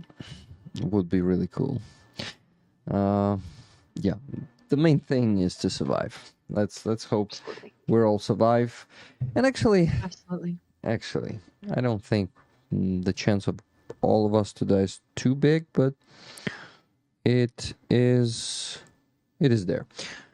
Anyway, patches are the new currency. Exactly, yeah. That's what we actually...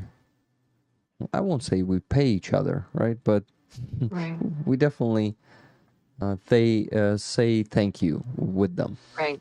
Yeah. There was a message from Mr. Kaplan, who's a HIMARS member on YouTube for 2 months. Slava Ukraini, greetings from Finland. Heroям slava. And greetings to you, my friend. Thank you for the tremendous support you've been providing to me and to our units. You've been donating some big sums of money. For example, last week, Mr. Kaplan sent 511, if I'm not mistaken, dollars donation, and bought 40 tickets to the rollers, or 30. He took only 20 tickets for himself, and just because we insisted as a community, we said, dude, you should have at least something for Do yourself. something. Yeah. Yeah. And thank you, Mr. Kaplan. I appreciate that a lot. Patches worth more than the ruble. Yeah, exactly. Ruble is the rubble. That's how you should. That's how you should. Almost everything is worth more than the ruble. Yeah, I think that shit. Don't want to think about the rubles. I had to actually hold them in my hands for a few years when I was living in occupation. Ugly, worthless currency. Of Yeah. course, I could buy something for it, but yeah, Russians and their money, their everything. I just hate it and hate them. Prometheus UA. Rick, what did Rebecca know about Ukraine before 2022? And how did she start learning more? Amazing question. Great question. I had one friend from Ukraine before the war. I had worked with a woman, and so I had a basic understanding of where Ukraine was. I didn't really know anything about the history. I didn't know the war started in 2014, as most Americans don't understand. I think I do remember. So when the war first started, I remember thinking that this was the most important thing happening on our planet right now. And I knew that right away. And I wanted to do something right away. So And you mean in in the 2014? Sorry to interrupt no, you. sorry, 2022. 2022. Got Yeah. it. Yeah. So when the full scale invasion began, Mhm. I really understood that Ukraine was preventing World War III. Like I really believed that. Mhm. And I'm a little bit of a history nerd about World War II, and so I know a lot about the concentration camps and things like that.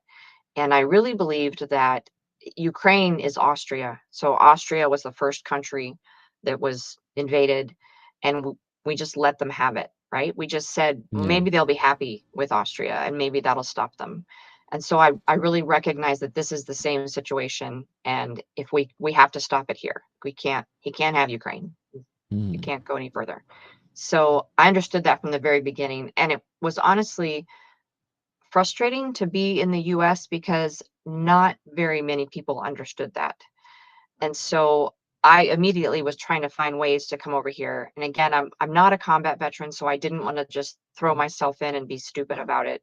I wanted to do something that made sense and had purpose.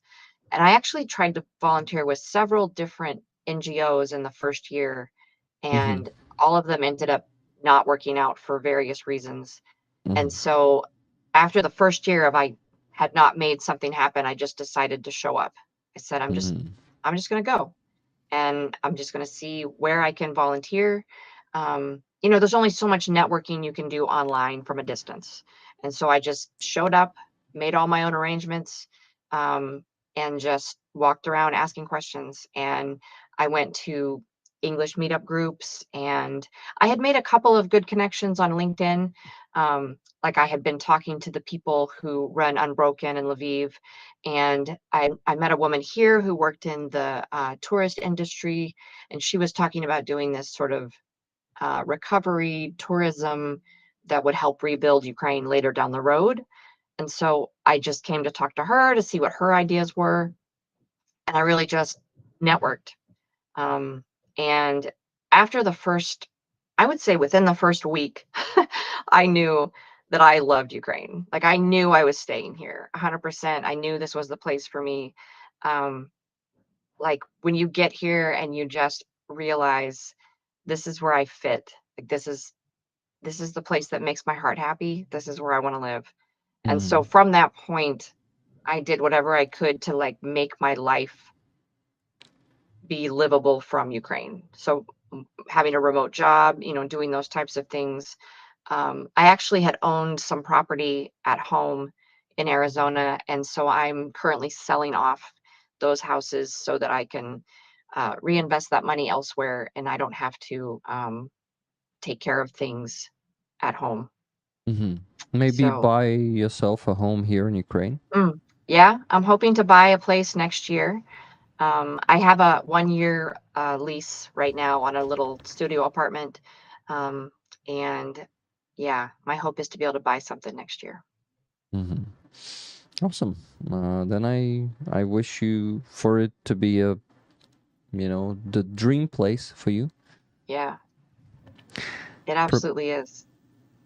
That's cool. Prometheus UA asks, Rick, where has Rebecca been besides Ukraine? What was her first impression of Ukraine?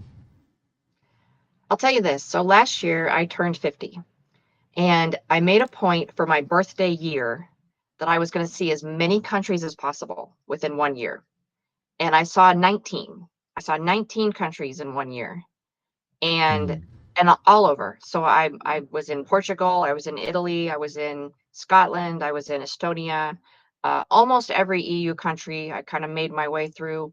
And Kyiv is still the cleanest and safest big city I've ever been to.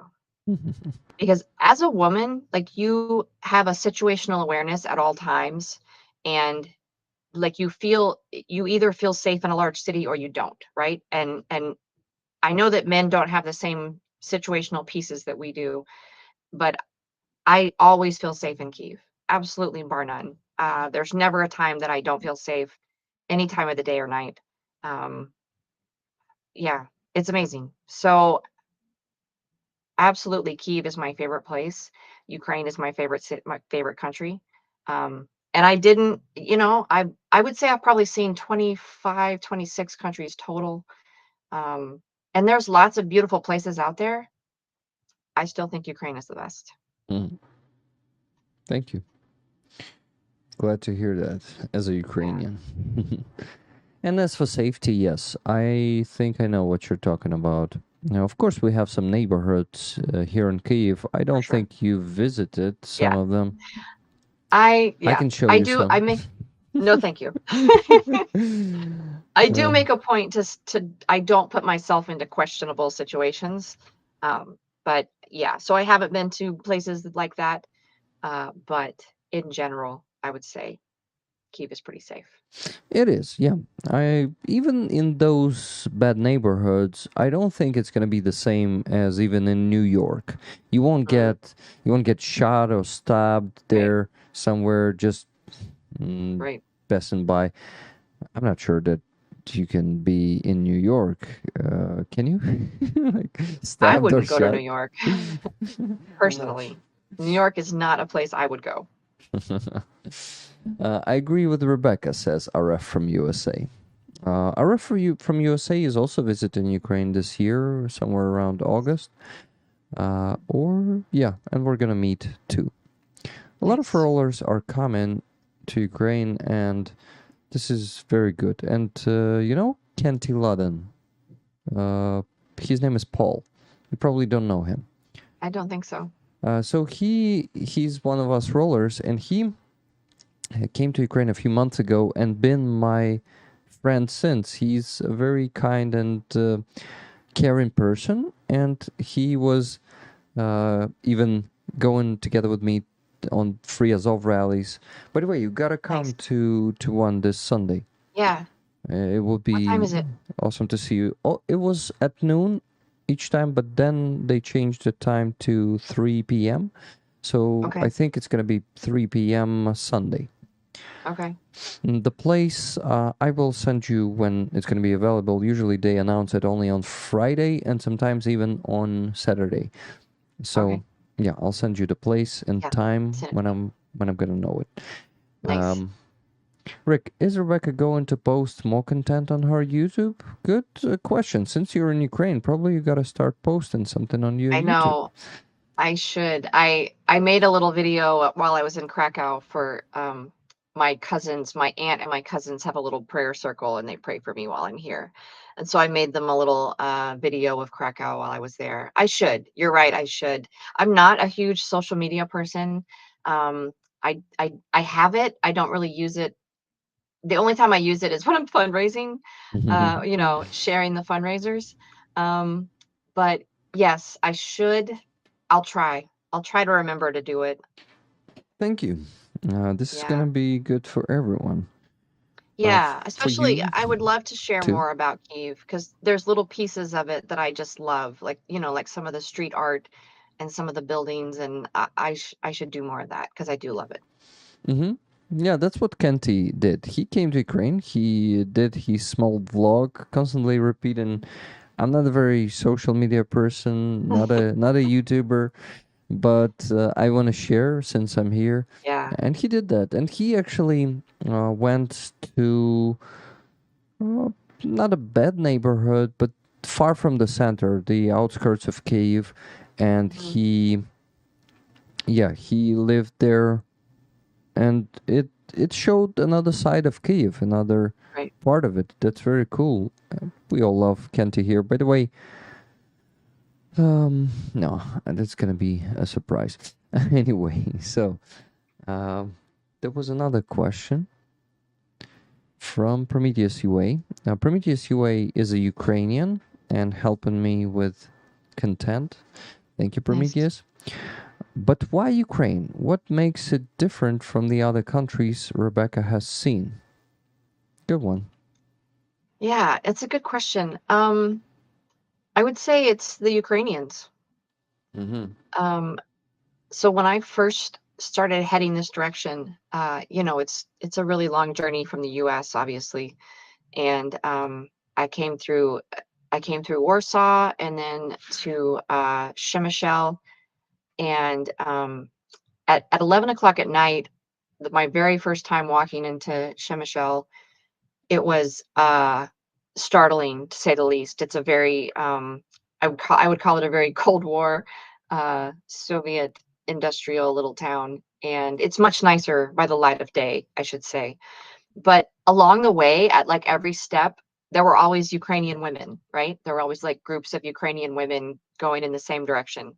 And I could always sit down with them and someone spoke English and they were amazingly kind to me and would always just sort of like, "Oh yeah, no, come with us. We're going this direction," and just like sort of drag me along with them.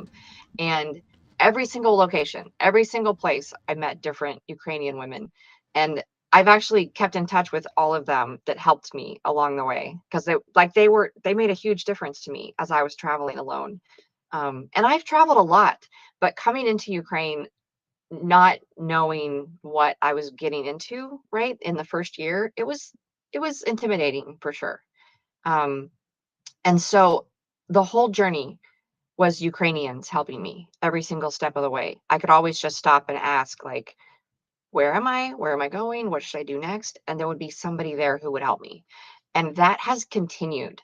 Um, I would say Ukrainians are like, aside from the fact that they're the most resilient people I've ever met in my life, um, they have this sort of a community support um, culture. Like it's a part of the culture that if Yeah. you're there, and especially if you ask for help, oh, absolutely, they're going to help you.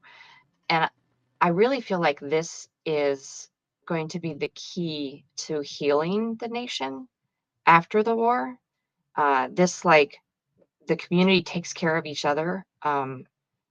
So I think that's going to be key in the coming reconstruction. But because I definitely love the architecture, I definitely love I love the agriculture, like coming in through Lviv, right? It's just this gorgeous farmland and it's so beautiful. So I love all of that as well. I just feel like the Ukrainian culture is kind of like the icing on the cake. It's what makes it fantastic. Thank you. That's a beautiful answer, and Yeah. pretty pleasant for me to hear as a Ukrainian. It is important for Ukrainians that an American woman shows her life in Ukraine, says Prometheus UA. I agree. Yeah, you're right. Another question that I missed from Prometheus UA, and that's also a good one. This one. Which cities in Ukraine did Rebecca visit? Which region does she like the most?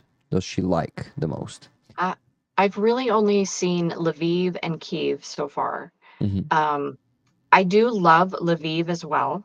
Lviv has a very like a sort of a restful energy. It has a very peaceful, even though it's like sort of bustling, it has a lot of people are there. It's still sort of a sleepy, restful feeling to me. And so and the architecture is interesting because to me it feels like a little Vienna. I joke it's like if Vienna and Krakow had a baby, that would be Lviv. And so the architecture is beautiful. It's amazing. But I love Kyiv. It's really my favorite because it has like an energy to it. It has a like a vibrance. Like it's a very like bright, energetic feeling about it. And I think it sort of lifts me up a little bit. Like it sort of lifts my spirits. Like when I come to Kyiv, it's so bustling and there's so much energy. Like I automatically feel like a little bit better because I'm in Kyiv. And I do like being in Lviv, but it's more like it's a chance to relax. Lviv is a little more sleepy. So yeah, I have but I the do same like both. feeling. Yeah. Though, sorry. Though when you're in Lviv, somewhere in the center in the evening, I don't think it's sleepy. It should be Yeah. pretty. It does. Yeah, it does have some energy, but it still has like it's not the same vibrant energy to me that Kyiv has. It's still like a kind of a relaxed energy. Well, also in Kyiv, there are very wide streets, big squares. Everything is Yeah, big and that's wide, true. and there are a lot of cars which are noisy and constantly. Yeah. Yeah, so there's a very, as you said, it's very vibrant. The life is Yeah. boiling in here in Kyiv. Yes. That's also a feeling I have only I would here. agree. This is why, actually, after living here for 5 years, I don't want to live anywhere else. Yeah, of course, I didn't visit a lot of big cities in the world. Maybe I liked some of them more, but it's also about adaptation. To really like some cities, I would have to live in them for a few years. And first of all, it's not really possible these days. Secondly, I don't want to leave Ukraine at all and live somewhere, because after 2022, like before 2022, I was thinking to leave Ukraine. I was not really, unfortunately, as I've already mentioned, a citizen of my country in the full understanding of this word. But now I understand that the future of our country is in our hands, in the hands of citizens, and we must take responsibility for it. And those people, those Ukrainians who say, what that Ukraine has given to me, I don't owe it anything, and they simply leave the country, just running, saving their lives, and sometimes they are not even in the real danger, and they still leave, and that's a shame. And I don't want to live like this. I don't want to be one of them. So this is why I'm not going anywhere, at least until our victory. And if this is going to be 10 years, then I'm not going to leave Ukraine for 10 years. Right. If it's going to be more than more. So for me, it's this, and I just wanted to say it once again.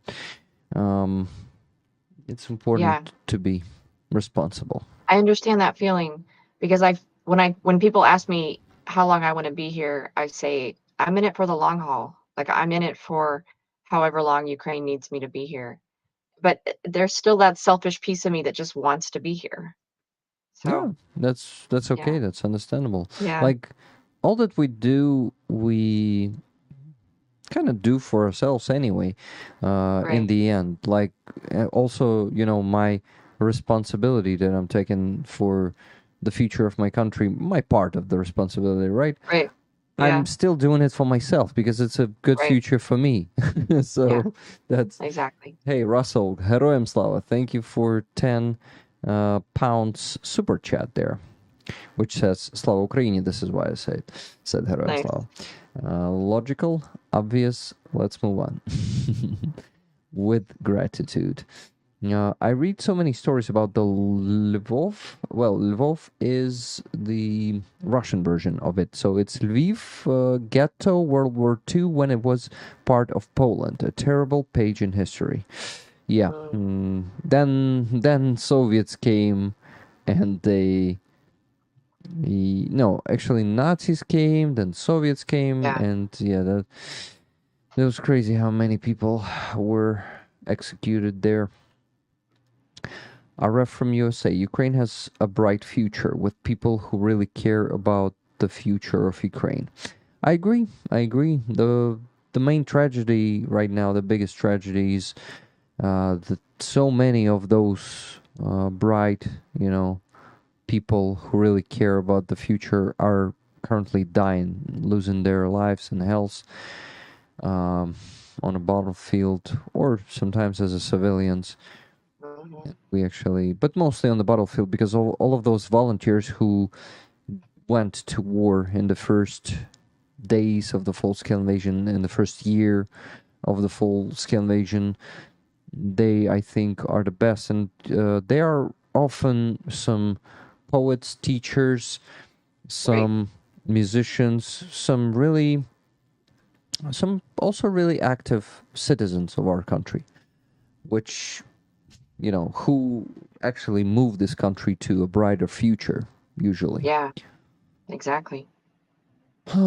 Okay, I wanted to actually show everyone the results of our work today, because I've been slacking on showing that for the last, I would say, 2 months.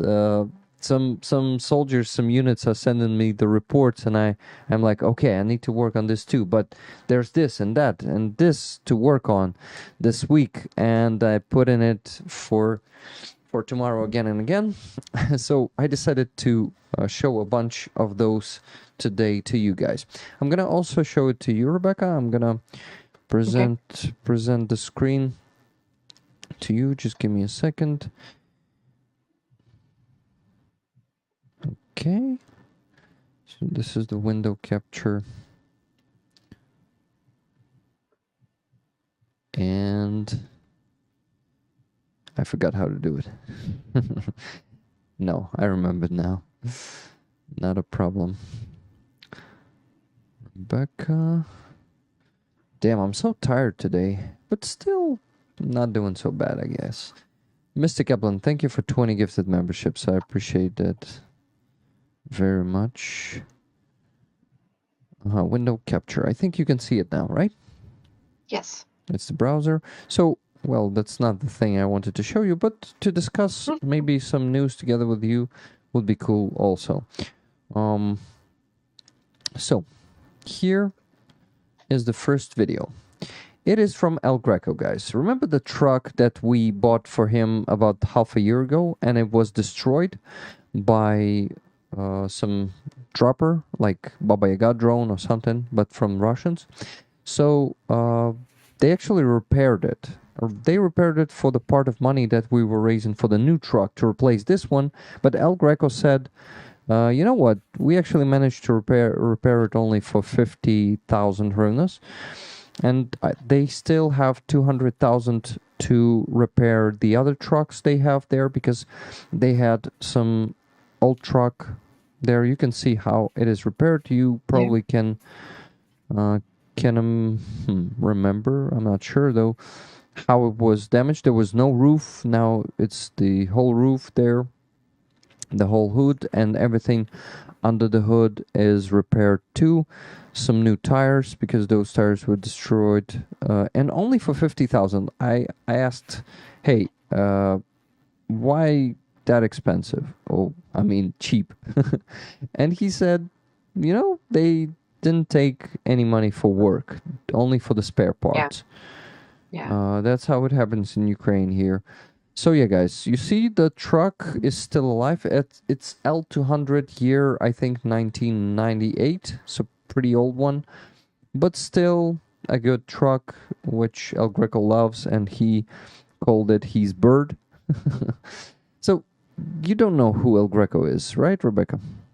I don't think so, no. He's my friend I would say he's my best friend. And I know him only from here, somewhere around 2019. But we're both from Donetsk. He's also from Donetsk. And he relocated to, first to Vinnytsia, I think, then to Kyiv in 2014 when the first war started. He wanted to become a volunteer in the army already back then. But his girlfriend, now his wife, they were together and he didn't want to leave her alone. Probably not the right way, because leaving me alone means right. get off me, right? But he didn't. Okay, so he wanted to care about her. This is why he didn't go back then. But when the full-scale invasion started, he said, "That's it. I'm going to defend my country." And he went on the second day, or was it the very first day of the full-scale invasion? He went to the draft board, but the line was so big to the armed forces draft board, and he saw another line there. There was a smaller line, and it was the line to the border guard service of Ukraine. He went there, joined the ranks, and he's defending Ukraine now in the Steel Border Brigade for 2.5 years now, and I'm really happy that he managed to not even get injured. But he's a sniper. This is why he's usually covering his unit when the unit is moving in on some mines. So he already lost some of his brothers in arms. He saved some of his brothers in arms. We actually, together with my friend Halina, who is doing the IFACs for the army, we replenished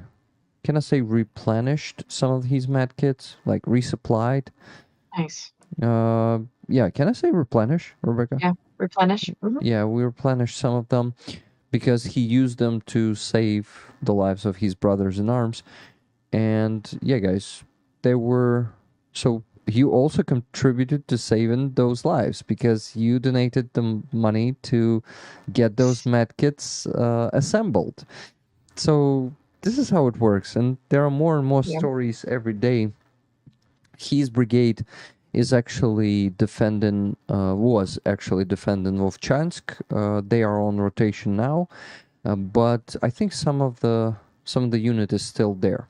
It is still defending the Vovchansk, the Kharkiv Oblast. Yeah. Yeah. So guys, tell me if you like the video.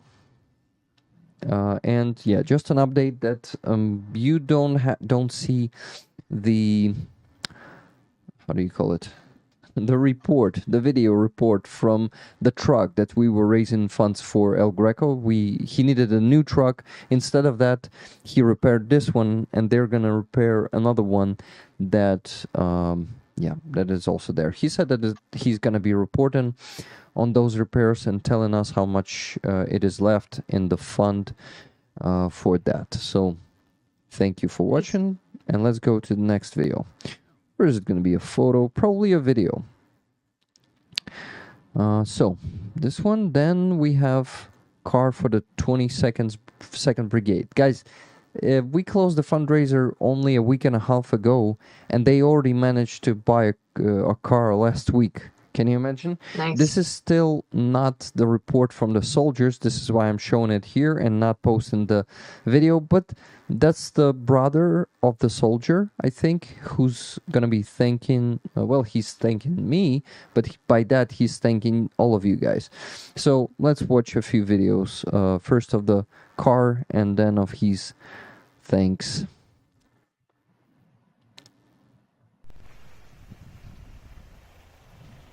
By the way, it's also L200. Yeah, Mitsubishi L200, and it has a hood on the back, on the trunk. And here's another video. There are 3 videos. They are showing the truck on 2 of them. Олександр, як вам машинка? Alexander, how do you like the car? He says super.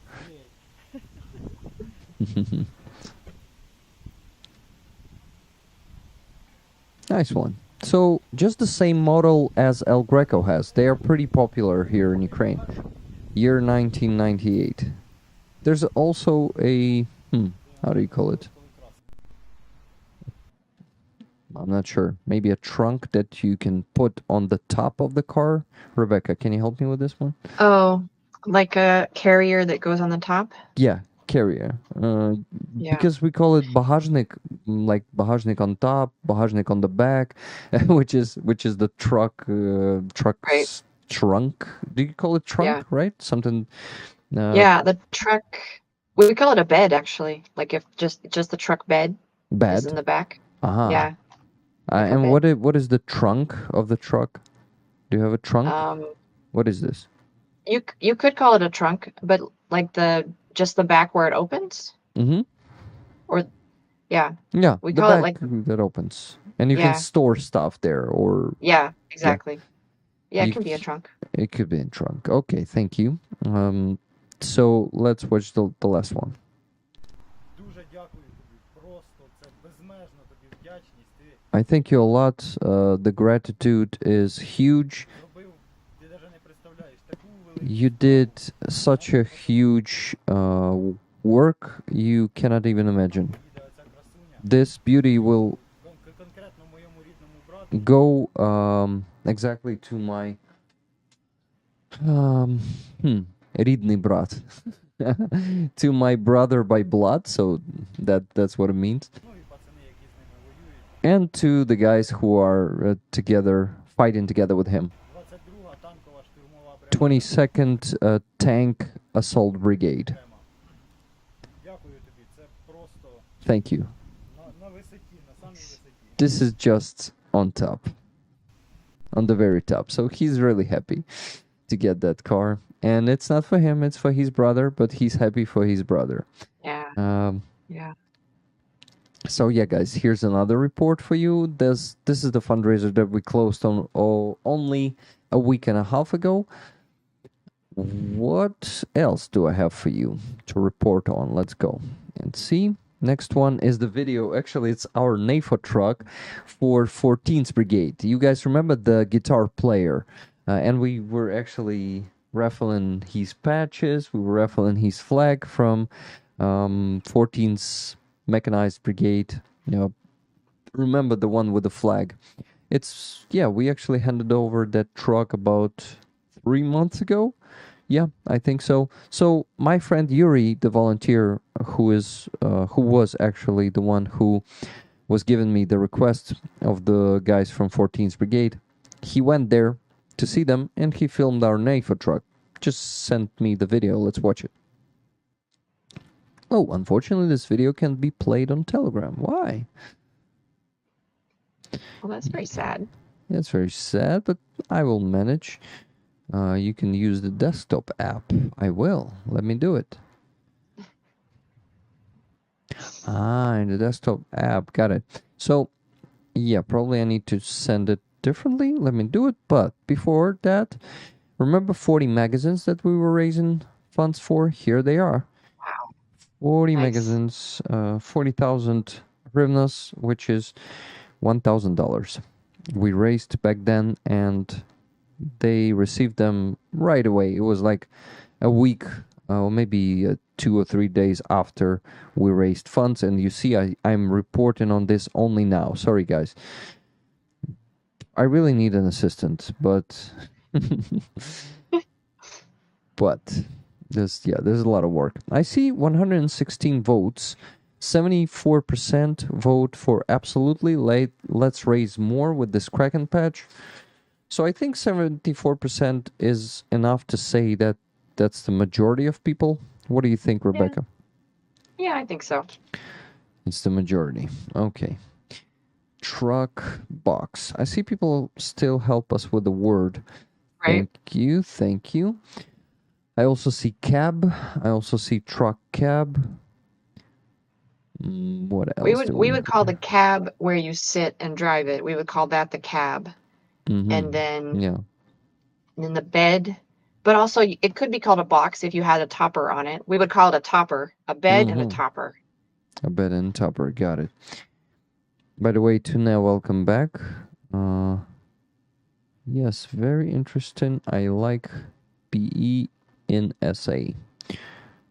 Like PE is Pennsylvania? No, probably is PA. PA is Pennsylvania. In SA is South Africa, I think. Oh yeah. So is that Peru? PE Peru? Yeah, interesting. In South Africa. Is it a Peru in South Africa? Oh, sorry, South Africa. Yeah. That's what I thought. Maybe I'm wrong. Oh, it could be South America. SA. South America. It could be. Yeah. So PE is Peru. Yeah, it could be Peru. Happy to see these reports. Getting to help people is our main goal. Yeah, guys. I'm gonna show you more reports. I know that it is very important to report, not only raise funds, and I will make it a bigger priority. Well, I'm already doing it now.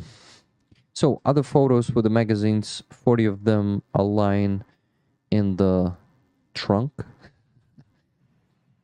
Ooh, it could also be Port Elizabeth. Port Elizabeth. It could be Port Elizabeth in South Africa. Yeah, that could be it. Here are the soldiers who are using the magazines now. Happy soldiers now.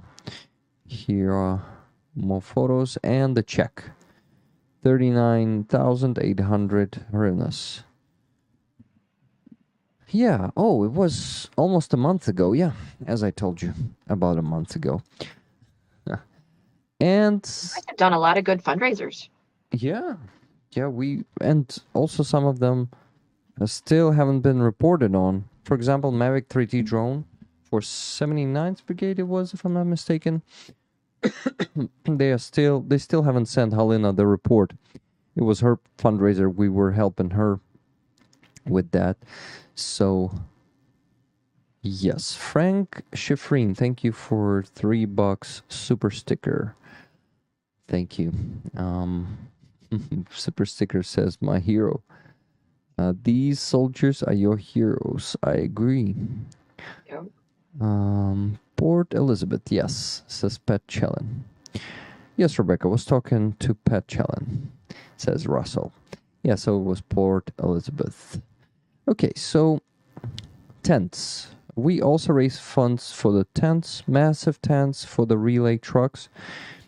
And here is the truck wearing the tent. Nice. Here's another angle. It's been sent to me about 3 weeks ago, I think. And here's one tent deassembled. So it consists of 4 parts.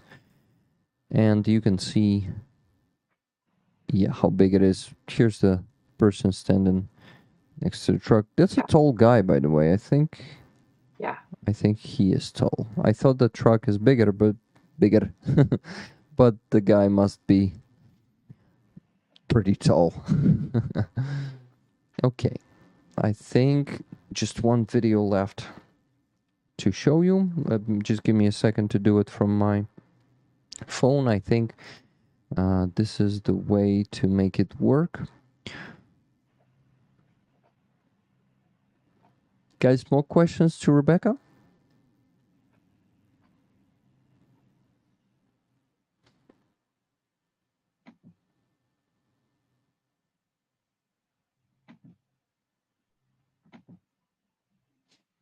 Sorry for this moment of silence. I'm working worries. on sending the video, but I'm almost there. Almost finished. Here it is. Yeah, that's the truck with the patch that I've been showing today with this one. Yep, it always has a sticker, and the patch to raise it is always a sticker, is always that sticker as the patch itself. So here's the video, let's watch it. Ярик, друже, привіт. Записую спеціально для тебе відео. Зараз під деревами сижу, тож орлан літає. We are hiding beneath the trees because Orlan drone is flying there.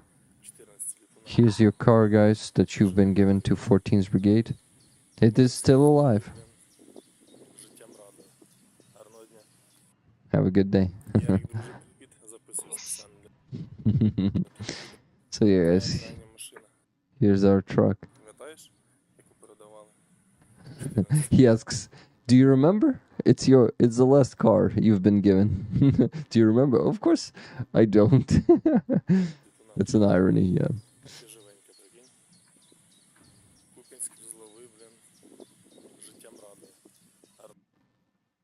Oh yeah, nice one. Okay. That's it, guys. That's all that I wanted to share with you, but not all. Today we're gonna have a premiere. It's gonna be 10:30 Ukrainian time, so in 2 hours from now. The premiere, that's an interview that I've actually taken on the Free Azov rally last Sunday. It's with a soldier, Ukrainian defender of Mariupol, who spent 21 months in Russian captivity. He was beaten every day. They've not been feeding them properly, and he really told us some horrible stuff, but it was such a great opportunity to take that interview. So my amazing moderators, Nikki Hill and Andreas Lech, are helping me with making a video cut and the thumbnail for that accordingly. So huge shout out to you guys. Thank you for your hard work. And I'm posting those videos, the best moments of my streams, interviews, there's a lot of them. Oh, by the way, I still need to post the summary of the stream, of the Sunday stream. I will post it today, I think without the premiere, or maybe with the premiere, I'm not sure. Yeah, maybe on midnight with the premiere, but then I think the video, like, people usually watch the video that is posted the last. So if you post one video, like yesterday, for example, I posted the report from our friend Matvey, who actually thanked Rollers for raising funds for the car, for the tires, for Mavic batteries, semi-trailer, and Bluettis. There was 2 fundraisers. He reported right on 2 fundraisers, and that video took only 214 likes. Then the one that was posted after it was getting about 400 likes. So the thing is, I think the video gets covered by the other video. So posting, so all those tiny tricks and stuff, you cannot post too many videos. You cannot post them at some bad time of day when people are not watching. Or we have so many streamers in our community, so if some of, let's say, Greg Terry has a stream, people won't come at that time. People won't come to the premiere because live action is usually more interesting, and you can see the recording later. It's all understandable. Just yeah, just sharing a bit of pain of how to manage those posts with you guys. Something that is always going on the background and a lot of calculations in my head and trying to get those algorithms working. Not always working well, but I'm trying my best. Rick, a question for you. Do you have a video of this pickup truck in Kyiv? When was it? Yeah, of course. Let's go. I'm gonna show it to you right now. I have the video of this truck. By the way, 122 votes, 75%. Think absolutely we need to raffle. Yeah, we need to raise more money with this batch. Thank you guys for voting. If you still haven't voted, by the way, let's get more likes. 164. Let's please get to 200. I'm sure that some of you forgot to do it. Thank you. Now I will go and show you the video real quick. Not all of it, just to show you how Victor looks, who was getting the truck from me that was raised by you guys. Amazing. So it should be here somewhere. Oh yeah, here it is. Victor. Here it is.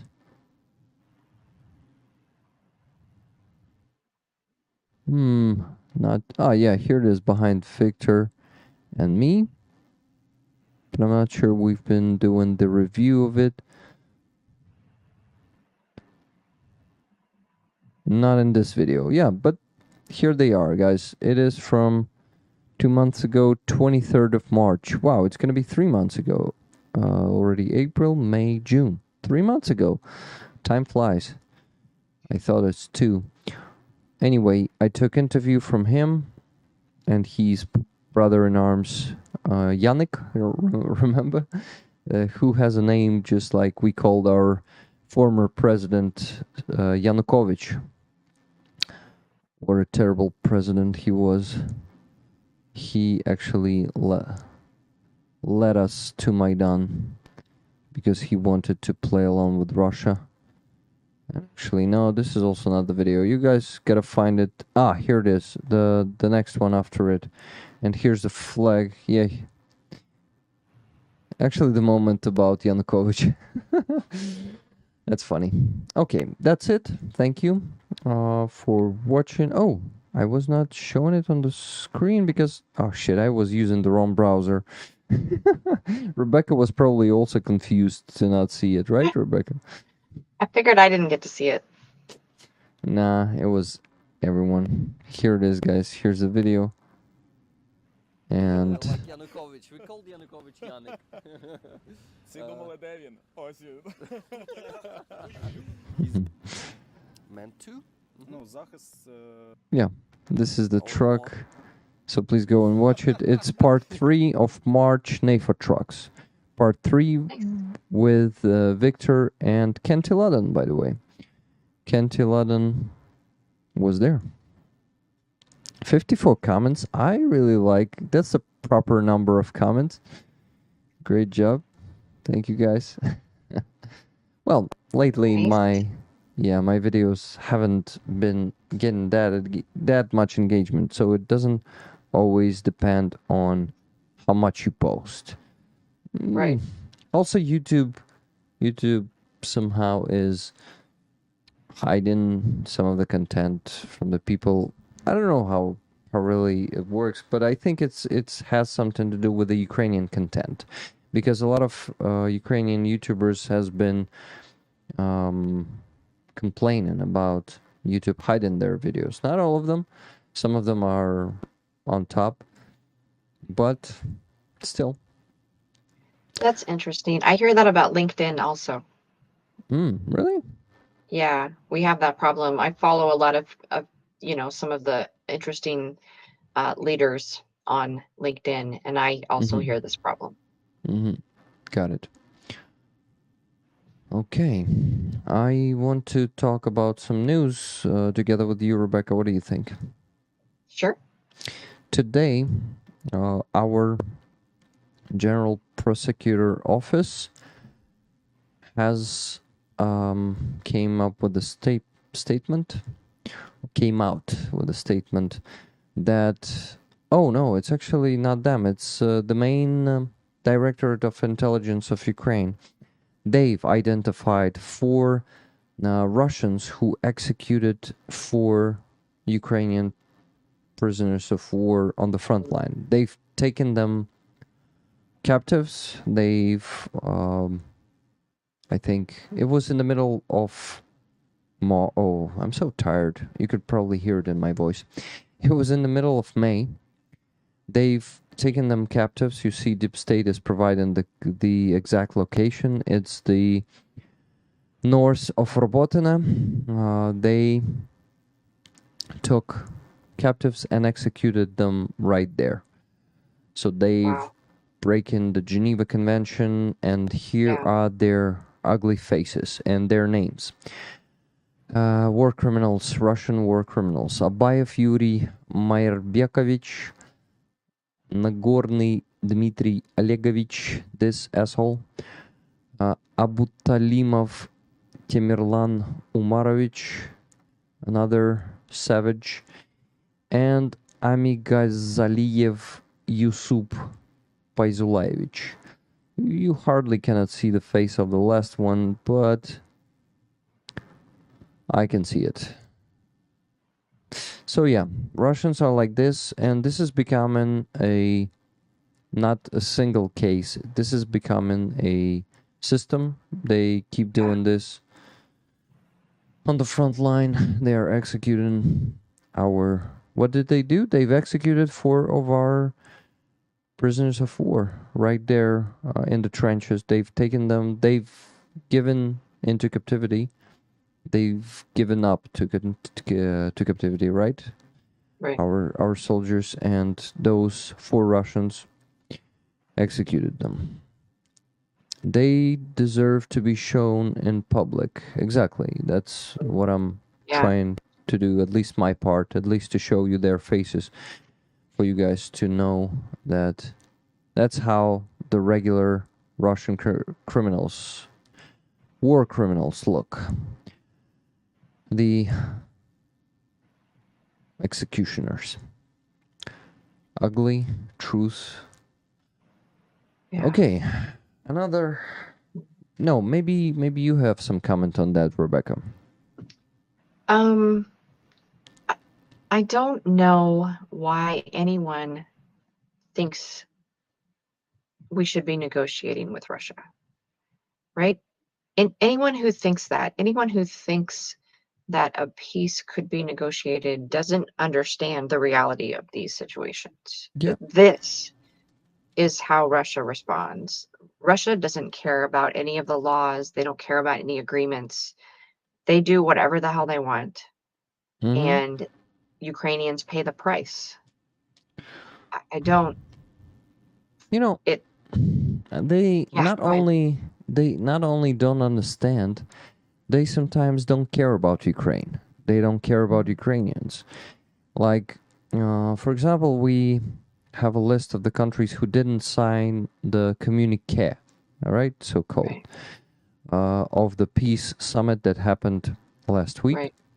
So, actually, some investigators, Ukrainian ones, let me actually find this. They found information about those countries, why it is actually profitable for them to not sign the communique. Because they get some, well, profits is one thing, but how do you call it? Right. Benefits. Well, they got some benefits. Yeah. So here's the list. I found it. Let's begin. Saudi Arabia, a big hub to actually get the... I'm translating it like this. To actually get the pieces... not pieces. Damn it. So hard to remember the words right now. I think ChatGPT could help me with that. The parts, probably, parts for weapons, for weaponry, for Russia, for rockets, for missiles, and so on. Right. And also, this is the place to accumulate of billions of dollars of Russians, Russian money. So they help them with accumulating money. They help them with weaponry. Then next, India is actually supplying to Russian so-called Federation also some weaponry components, and has the not common, but joint VPK is військово-промисловий complex. So this is like factories, weapon factories. They have weapon factories that, like both of them are working there on them. So from machine guns to rockets. And they're also a hub of delivering and transferring the Russian oil. Then there is South Africa, as it's written in here. That's understandable here. Wagner, money and influence. Thailand supplying the Russian so-called Federation with sanctioned goods, and also helps the military production of Russian so-called Federation with its production. For example, cable production of Russian Federation would be impossible to produce without Thailand. That's it, guys. Thailand has some benefits working with Russia too. Indonesia is supplying the sanctioned production to Russian Federation. Mexico is the huge hub of delivering drugs to Europe, and Russian agents to USA, which gives the cosmic shadow profits, as it's written in here. Okay, then United Arab Emirates. They help supplying sanctioned goods to Russian so-called Federation, and they have a lot of Russian money inside. And Armenia has the huge Russian lobby and is one of the key players of delivering the contraband goods of Russian military complex to Russian so-called Federation. That's it, guys. They are just allies of Russia. And they were on Peace Summit. And when they said Russia should be present here, you should negotiate with Russia, they just are allies of Russia. And they would love to see Ukraine given some of its territory to Russia. So that's super simple. Everyone who says we got to negotiate with Russia on the terms of Russia, because there's no other negotiation with Russia, only on terms of Russia, because Russia is not negotiating, Russia is putting ultimatums, and is just, you cannot negotiate with Russia, because you can't. What Russia demands is just, you probably have something to add to that. Yeah, I agree with you completely. I would say most people don't understand the reality of it. And nothing, what I tell people is we won't accept anything but the 1991 borders. That's the bottom line. Yeah, that's it. There's no other option. But for that, we need to defeat Russia. There's no other way. Because without defeating it, Russia will never leave our territories. I don't know. Not without being forced. Of course, some coup can happen, and it can actually lead to them leaving our territories. But something is telling me they won't leave Crimea even with a coup inside Russia, even with other government coming to power. Something is telling me. So I would agree. Yeah, that's all of this is very complex, and to get the victory. Oh, I think a lot still needs to change, and unfortunately some things are changing in a bad way. Yeah. Can I tell you something interesting I learned? Yeah, please. So I am currently taking an international business class in college, and I had to write a paper about corruption. And so I wanted to study corruption in Ukraine. So there is an agency called the Transparency International out of Berlin, and they measure corruption across all the nations, right? So they have something called the Corruption Predictions Index, and it's 0 to 100. So Denmark is the highest at 90. So that's the closest to zero corruption. And Somalia is the lowest at 12. So that's very corrupt. Most EU countries are in the 60s and 70s. The US is at 64, I think. So Ukraine is currently at 36, which doesn't sound like a lot, but since the Maidan Revolution, Ukraine has increased by 11 points. And last year alone, Ukraine increased by 3 points. So in the middle of a full-scale war, Ukraine increased by 3 points towards less corruption within our country.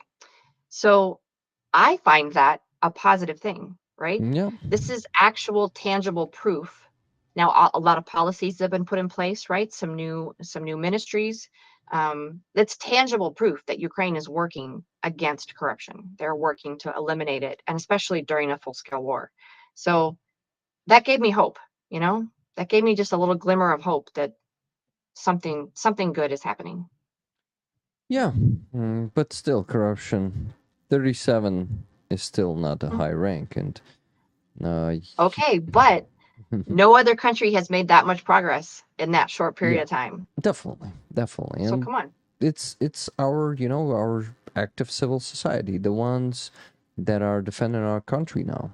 They are driving that positive change, and I know. Sorry, people are telling me that you have frozen, but for that, you will need to reconnect. Oh yeah. Yeah, can you please do that? So I should leave and reconnect? Yeah, just leave and reconnect. Thank you.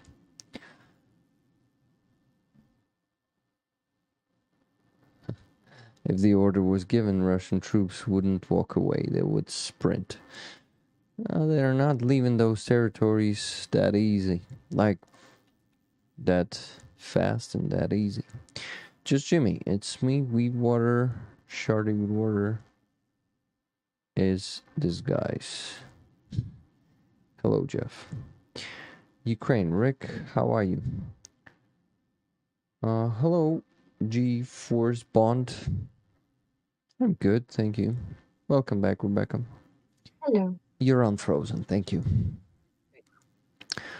So, yeah, I wanted to say that the positive change is happening thanks to active people like Sternenko, for example, and a lot of heroes who already have passed. For example, Vasil Petrichenko or Roman Ratushny. They were all activists. They were defending our country, and now they are fallen heroes, and we will lose more of those best people. Agreed. Yeah. Just such a tragedy. There's a lot of different interesting news that I would love to go through. Still, we will have to finish the stream in about 15 to 20 minutes, I guess. But anyway,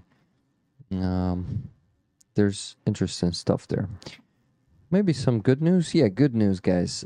Actually, this week, okay, let me check what brigade was it. 23rd, if I'm not mistaken. They've captured first ever tank, that huge tank, we call it Tank Sarai, which is like a tank hut. with a huge Yeah. protection. Yeah. So here's a photo. I think you don't see my browser now, right? I need to No, show but it it's to okay. you. I'll show it to you, no problem. Do what you gotta do.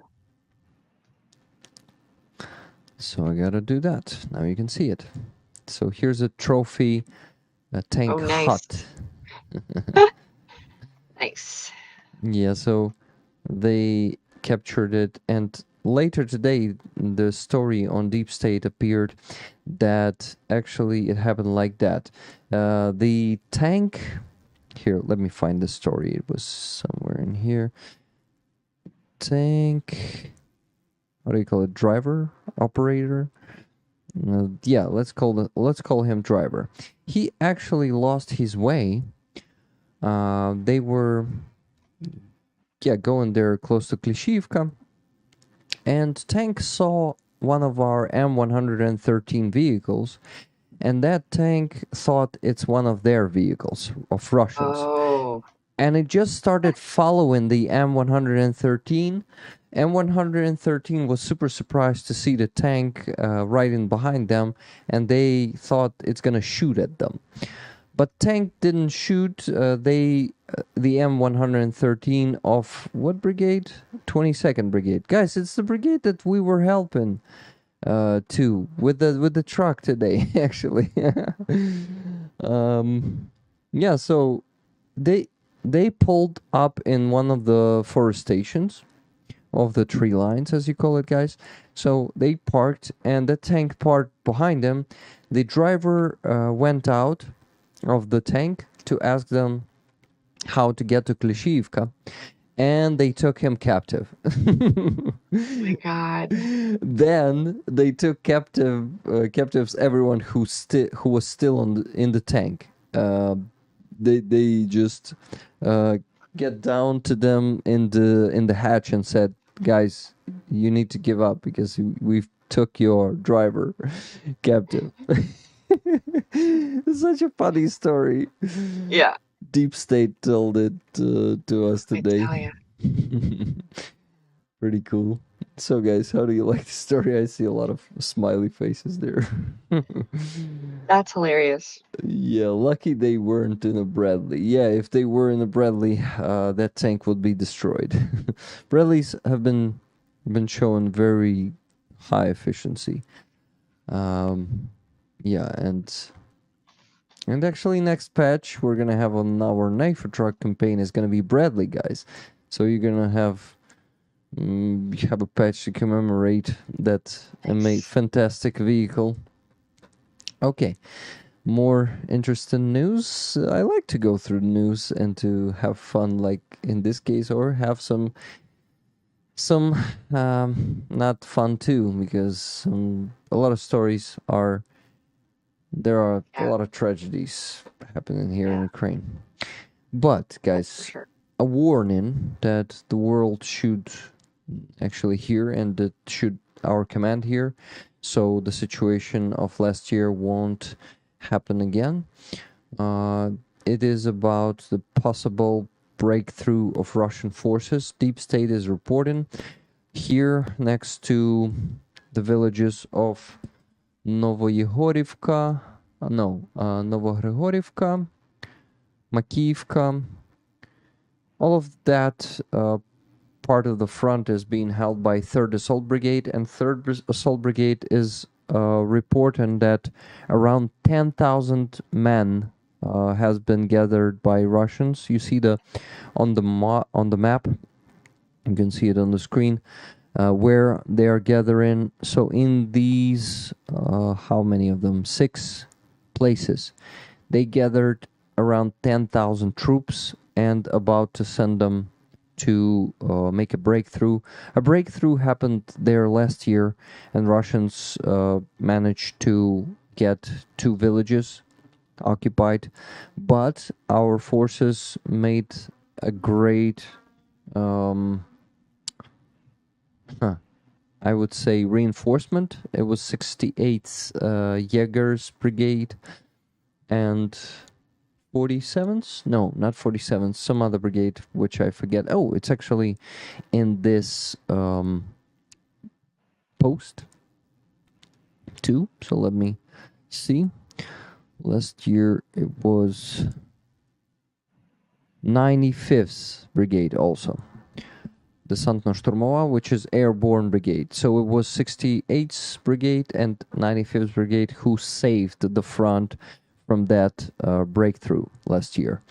So what Deep State says, виходячи з даної ситуації, важливо не повторити минулорічних помилок.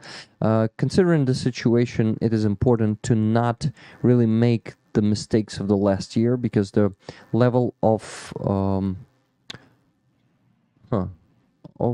the troops management in Russian army raised up? No. Has been raised. So they are better in this now. So all of this worries the deep state and they are really afraid. Wow, that's crazy. Guys, 10,000 men and around 450 vehicles, which means tanks, APCs, 450. Can you imagine? For now, there's, I think, only the 3rd Assault Brigade. 3rd Assault Brigade is not 10,000 men, guys. I think it's around 2,000 to 3,000 in total, and they have 10,000 men there. So 3rd Assault Brigade is right now severely outnumbered. Wow, I'm so tired. Sorry, guys. It's been... Also, I got my tooth out yesterday, but I also had what? I had a very productive day yesterday. I worked on many stuff, prepared a lot of videos. This is why we have premiere for today, premiere for tomorrow. Tomorrow we're gonna have a premiere of the NAFO truck handover event together with Heikki. Rebecca is also part of that interview. That's an amazing one, so don't miss that one tomorrow, 10:30 Ukrainian time. And I think in the next part on Friday we're gonna have Nikki there. Also, yeah. Nikki is from Finland too. Yes. Not too, because Heikki is from Estonia. Yeah. She's very energetic. Yes, she is. Person, and I was happy to meet her, and she's really cool and boosted me with energy, and she will boost you too. I'm sure of it, guys. She's very active. That's amazing. Yes, she is. So, I'm wondering what to update you on, guys. Let me think.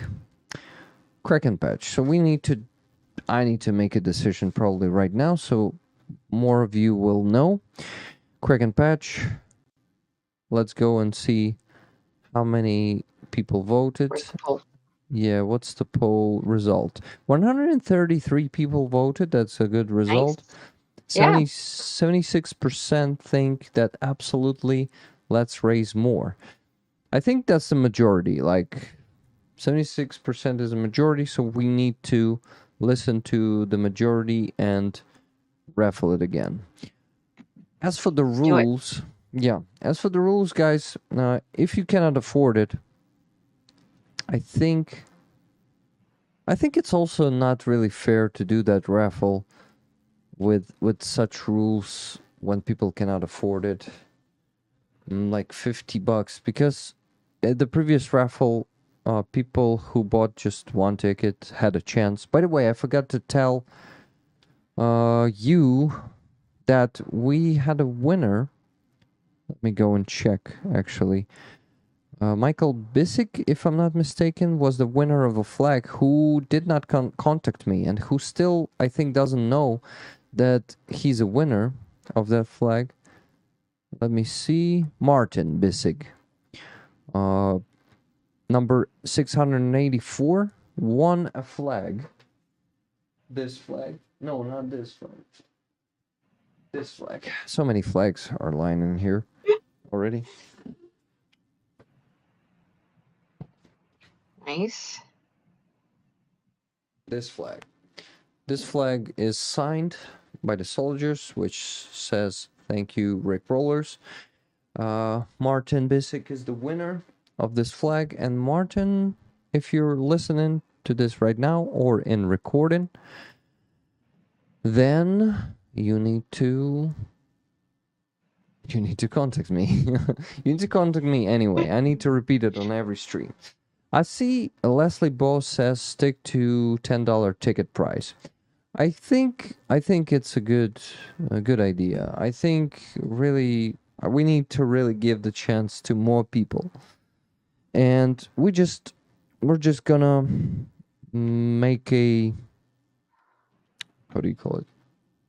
Make a rule that person who's gonna be the winner is gonna take the patch and not gonna put it back. They must accept it this time. Yeah, they must accept it this time. So guys, let's probably really stick to $10. Marty, it's okay. Rick, it's probably the most fair way you can do it, and those are incredibly unique. Most fair way to do it, you mean $10, right? Let me start another poll and ask you guys, please give me at least 100 votes, okay? I think it's impossible because only 95 people watching, but we gathered those 133 for 3 hours. Anyway, I've ended the poll. We have 76%. Let me start the new one, which will say price for a ticket. Price for a ticket. First one is going to be 10. Second one is going to be 50. Please vote. I've just started the poll. Here it is. Guys, give me 94 votes, please, because 94 people are watching. Good rule. I'll give it to Laura. Also must be present. Must be present on a stream? Martin Live. That's a good idea. That's a good idea, but...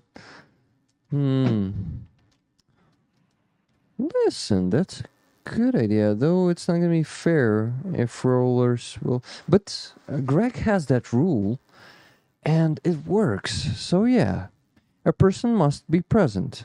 Let's do that. Let's do that. Another poll for that?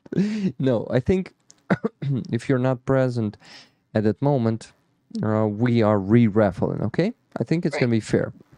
Let's just set the rule for me that I'm raffling the patch at midnight on the Sunday stream.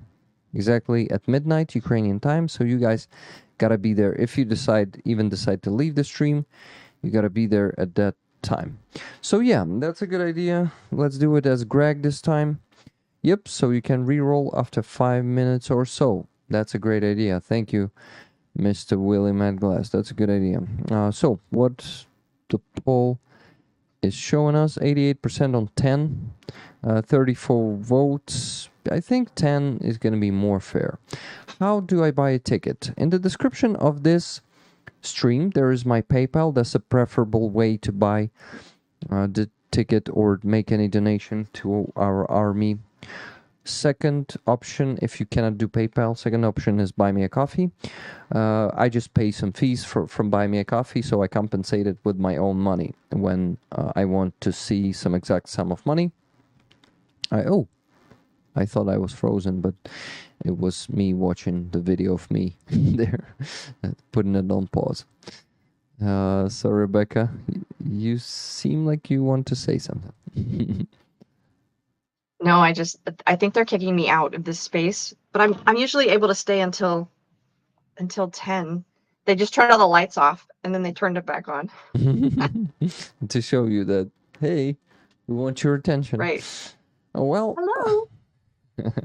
Anyway, we're going to finish in a few minutes. They won't be bothered by me for much longer.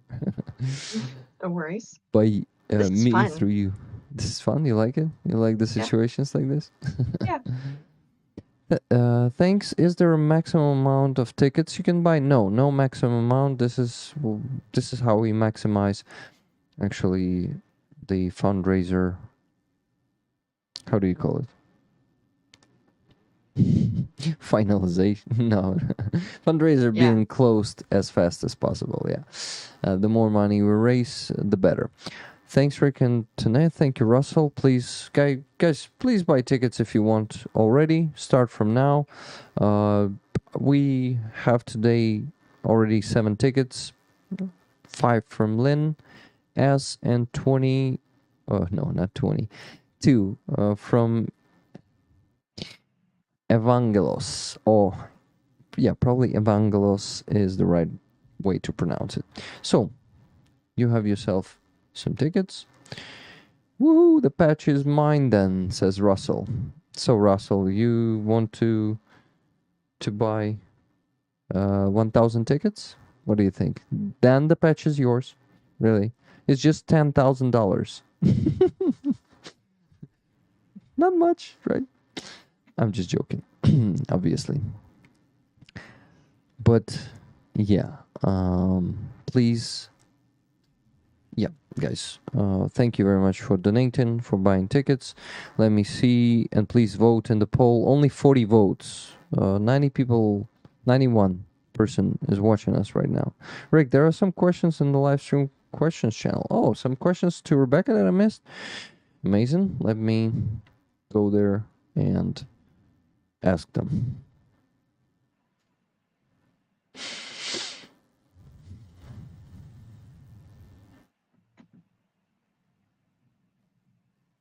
For some reason I had no notifications from Discord. Where in Arizona is Rebecca from Cheryl Waitley? I live in Mesa, which is just outside of Phoenix. Mesa. Got it. Where it's probably, I would bet it's about, I don't know the conversion, but I bet it's about 110 degrees Fahrenheit right now. Let's check. Duncan Stewart says, all 1,000 tickets, you are sure to win. Yeah, the maximum number of tickets one person can buy is 1,000, I think. I interrupted you there. Oh, I was just going to say it's about 35 Celsius at home right now. Wow, that's hot. We have 28 today here in Kyiv. Yeah, today was nice. It was warm. It was warm, yeah. Ara from USA, what's Rebecca doing in Ukraine? I was late today. So maybe you want to repeat some of it. Working, volunteering, trying to make a difference for the war. I work remotely from the US, so I'm able to stay here, and I'm eventually hoping to volunteer in a military or veteran mental health field. But right now, I want to do whatever I can to be helpful to the war. Thank you. Russell, has Rebecca tried borscht while in Ukraine? I think definitely. Yes, I have. I've had bad borscht and I've had really good borscht. I'm not a huge fan of soup to begin with, but the good borscht was amazing. By the way, it was that you can 100 rokiev, that 100 hryvnias? No, 100 років there's a тому restaurant. вперед. Yes, 100 років yes, тому. yes, that one. 100 years ago forward. Something like that. Yeah, that one. Yeah. Have you been there? Yeah, I've been there. Oh, by the way, guys, I forgot to mention one more thing. Tomorrow, I'm gonna stream with Yulia from her place. She invited me for dinner and a stream. So nice. we've been together with 100 years ago forward together with her last time, and we streamed from there too. It was nice. A few months ago. So yeah, great place. I, to be honest, didn't like that borscht. By the way, you actually, the right version to pronounce it is borscht without T. And to actually spell it, Ukrainian version is borscht, and I don't know, for some reason T was added there. Now we're learning it the new way. So borscht. You didn't like that one. Borscht? You mean? No, the one the borscht at. No, actually, not in my taste, because it has that plum taste, and I just don't like it in borscht. I was raised on other type of borscht, and my mother's and my grandmother's borsches are much more dear to my heart, and they taste totally different. This is why I didn't like that one. I've heard that actually. I've had several people tell me that however their grandmother made it is the way that they love it. Yeah, yeah. I think that's always with borscht like that. Maybe not only with borscht. I think with any dish. Prometheus UA says, скажи, що українці не люблять, коли на борщ говорять, що це суп. Борщ – це борщ. Не знаю, як це пояснити. Думаю, Рік, ти зрозумів, про що я. So, Prometheus UA asked me to say, tell that Ukrainians don't like when borscht has been called soup. Borscht is borscht. It's not a soup. I don't know how to explain What is it then? Is it a stew? No, What it's would you call it borscht. then? It's borscht. It's just borscht. It's the separate kind of meal. Category. Okay. Yeah, the category, exactly. I did have it at the the fancy hotel 11 Mirrors, and they have a restaurant. No. It's right downtown. It's like 11 Mirrors Design Hotel or something like that. Anyway, they have a really fancy restaurant on the like the penthouse, and it had really good borscht. I really liked that. Yeah, some of them, I think most of them had a good borscht, because if it, I don't know, I don't usually visit fancy restaurants, so I don't know. I just did it for fun with some friends. I'm not judging you, okay? Like, why? It sounded like you're excusing or something. I know. You I love should food, not. okay? I Me have a problem either. with food. I would be happy to visit fancy restaurants if I had. I won't say if I had the means. Well, I won't say I have the means to pay big money for meals, but that 100 years forward ago is not the cheap place too. Right. Yeah, so, but like the middle one for Kyiv standards, because the fancy restaurant would probably ask you to pay 500 hryvnias for a borscht, right? I don't know. What are the prices? Well, do you remember how much that borscht cost you? I don't remember. Damn it. I had a chance to know, to actually find out how expensive they are. I'm just joking, Rebecca. Okay. My granny kicked ass with fish meals, says Tune. Oh, that would be awesome. In Ukraine, we have the fish soup, which is called uha. Have you heard of that one? Oh, I have not. Uha, yeah. So uha is the fish, not borscht, but soup. Yeah, in this case, it's a soup. A stew. Yeah, let's call it a stew. Борщ буває навіть з рибою. Їх тисячі рецептів, says Prometheus UA. Борщ can even consist of fish, and yeah, there are thousands of recipes. Klopotenko has a documentary about borscht. Yeah, guys, it's on Netflix. I've watched that one, Prometheus, and I actually I've heard of that. Yeah, I actually advertised it a lot of times. So here's another one. Guys, go on Netflix and watch the documentary Borscht. It is not just about borscht, it is also about our Ukrainian unity and identity. Pretty cool movie. I liked how Klopotenko made it. Oh my god, Manu, go stand in the corner. What are you talking about, guys? I must confess, I don't like borscht. No, you better don't go stand in the corner, because to each his own, and tastes differ, and that's totally fine if you don't like something or anything. So, someone bought more tickets. Katie asked 2 tickets, please, $20. Willie Mad Glass, $50. 5 tickets for the patch. Round 3, lol. And don't forget, people, Putin huilo. Putin huilo indeed. Yes. Rebecca, do you know the meaning of the phrase? No. I assume it's a bad word. Yeah, it's like a dickhead. We say huilo, and we mean something like that. Though it's not the exact translation anyway. Thank you guys for buying tickets. Thank you for being here. Let me see. People are already buying it like for $10 for a ticket. So yeah, I think we decided. So it's It's a good 89. price. It's 89% now. The poll is on 89%. So 45 votes. We could do more, but I think 10 is a more fair price too. And more chances for people to get it. Exactly. So, guys, we need to finish the stream. It's been... Oh, more questions. Let me ask you a few more questions. Silver Earth, what is your favorite Ukrainian dessert?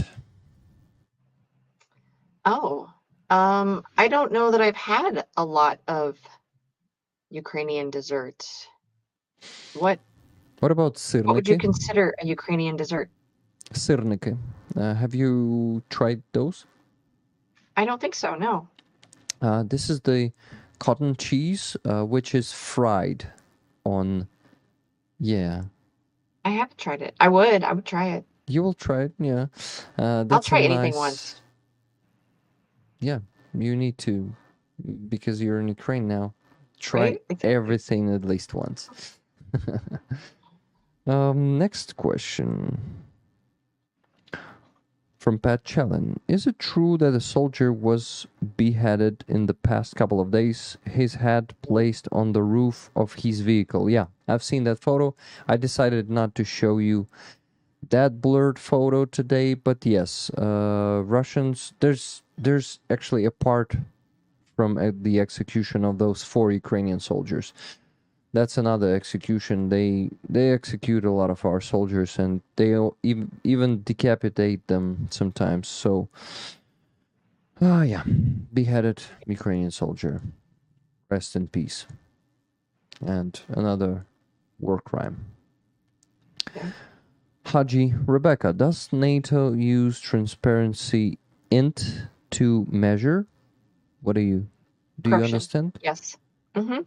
Yeah, that's Transparency International is the I'm not sure that it's specifically used by NATO, but I know it's the standard. They're the ones who set the standard for measuring corruption in countries. Mm-hmm. And so now Ukraine has a chapter of Transparency International Ukraine to measure corruption and try to improve it. Mm-hmm. Prometheus UA says, треба відвести Ребекку в ресторан Клопотенка та в Musafir. Yeah, that's a good idea. We gotta get Rebecca to Klopotenko's restaurant and to Musafir. Musafir is the Crimean Tatar. Oh yeah, I go there all the time. Yeah, Of course. That's a very famous love their food. place in Kyiv. So I think It's very close to where I live, so it's easy. Yeah, awesome. And yeah, I've been there just last week. Nice. Always happy to eat there. So tasty. Good stream and brilliant guest. I agree. You're a brilliant guest, Rebecca. Thank you for joining us today. Thanks for having me. Thanks for all the good work that you're doing. It's fun to be a part of that. Thank you very much. This was an unusual stream. In one hand, I kind of pulled the blanket on the fundraisers from you. Like sometimes I invite guests and we talk for 2 hours, just talk and talk. But I really needed to show those that equipment, that soldiers received, and Absolutely. to talk about some news and hear your opinion on the news. It was also important. So thank you for taking part in all of that. Absolutely. And it just feels a bit for me that I kind of abandoned you for some time there or something like that. No, I don't mind. That's good. I know that you probably also appreciated that and enjoyed that. So I just needed to specify, and I'm super transparent, as you know. So I want to express. Is it express? Express. Yeah, I want to express my feelings. If I have some thoughts like that, I want to share them. Okay, so next thing to mention before we go is the EcoFlow. You rollers actually convinced me that you need to fundraise for a big eco flow for me. I didn't want that, but you raised money and I actually ordered it. Dima from 69 Sniffing Brigade is gonna help me with that. He already ordered that in Estonia and gonna bring it with the next convoy. Here are the news. So approximately on 7th of July, I'm gonna have that EcoFlow, and you cannot imagine how grateful I am. And thank you guys. This is a very big help for me because it's gonna be harder in the winter than right now in the summer, because we are right now only on the 50% of consumption of energy as we are in winter. That means the situation is gonna be getting worse, and I'm gonna need that equipment definitely in the winter, at least for now. This laptop, I actually like to stream from the laptop because a lot of bugs that have been on Windows, for example, I could not switch to another app when I was showing you the video from the browser. I needed to stay on the browser. I can do it here. So being on Mac is interesting and good. But yeah, having that thing is important and gonna help me a lot. Thank you guys. Thank you for being here today with us. Thank you for asking questions. Thank you for buying coffees. That's crazy. 1,000 coffees bought by Ed today just to thank me for my work. That's insane. Thank you, Ed. Thank you. Thank you, citizen journalists are my new favorite media source for news, that one says. And yeah, guys, I just am very grateful for all the support that you're providing me with. And sometimes it feels like it's much more than I need, you know? Rick, we are here and we need you online in order to be efficient. So thank you everyone who donated to the EcoFlow Fund. That's been a big sum of money that you needed to raise, guys, and yeah, you did it. I added a bit of my money. I won't tell you how much because you will keep donating. I know you. So just a tiny bit. But I needed to contribute at least something, and it feels better, you know. It feels like at least something I contributed to that. It's a group effort. Yeah, at least a few hundred. Yes, thank you, and thank you, Ed. Take care, guys. Take care, Russell. Thank you for being here with us today. Rick, we always have you in our minds, and we'll always be there for you. Thanks so much for sharing you and your thoughts. Thank you very much, Tuna. So, Tuna, may I tell about your plans to rollers? It's gonna take like 15 to 30 seconds for Tuna to reply because there's a delay on the stream. So, Tuna, let me know. And Rebecca, please, before Tuna answers, tell us your, I don't know, last words for today before we finish. Last words for today. One of the things I love about being in Ukraine is that we believe in victory. Like everybody in Ukraine believes that Ukraine will win. And there is a power in your thoughts and words. And I think sometimes believing you can win is maybe like 75%, right? And so I think that's really powerful. And we have to keep that in mind, that Ukraine will win. Ukraine has the capacity to win. Mm-hmm. And it's just going to take some time. You're right. Yeah. Thank you. I think so too. I am still optimistic. It is hard sometimes. Oh, yeah. But I still stay optimistic. Yeah. So, same. Tuna said yes, okay, and 3 dots. I'm not sure that... I'm not forcing you, Tuna. If It's not. Tell it yourself there in the chat, okay? That's it. We still have Sunday, by the way, to announce it. Anyway, I'm glad Rebecca is able to do this. Thank you. Thank you, Rebecca. Thank you for being here on the stream and in Ukraine. That's the most important thing. Thank you for volunteering for Ukraine, for bringing trucks. I appreciate that a lot as a Ukrainian. You know how I value support for our army, and I'm always thanking people for doing that. Absolutely. So that's it. Okay. Thanks for having me. It was a lot of fun. Thank you for being here. Live long and prosper. You, Rebecca, and all the rollers. Yep. And thank you, our amazing moderators, for doing such hard and great work. Thank you. Thanks. Love you all, guys. See you on tomorrow on the stream with Yulia. Yes. Yeah.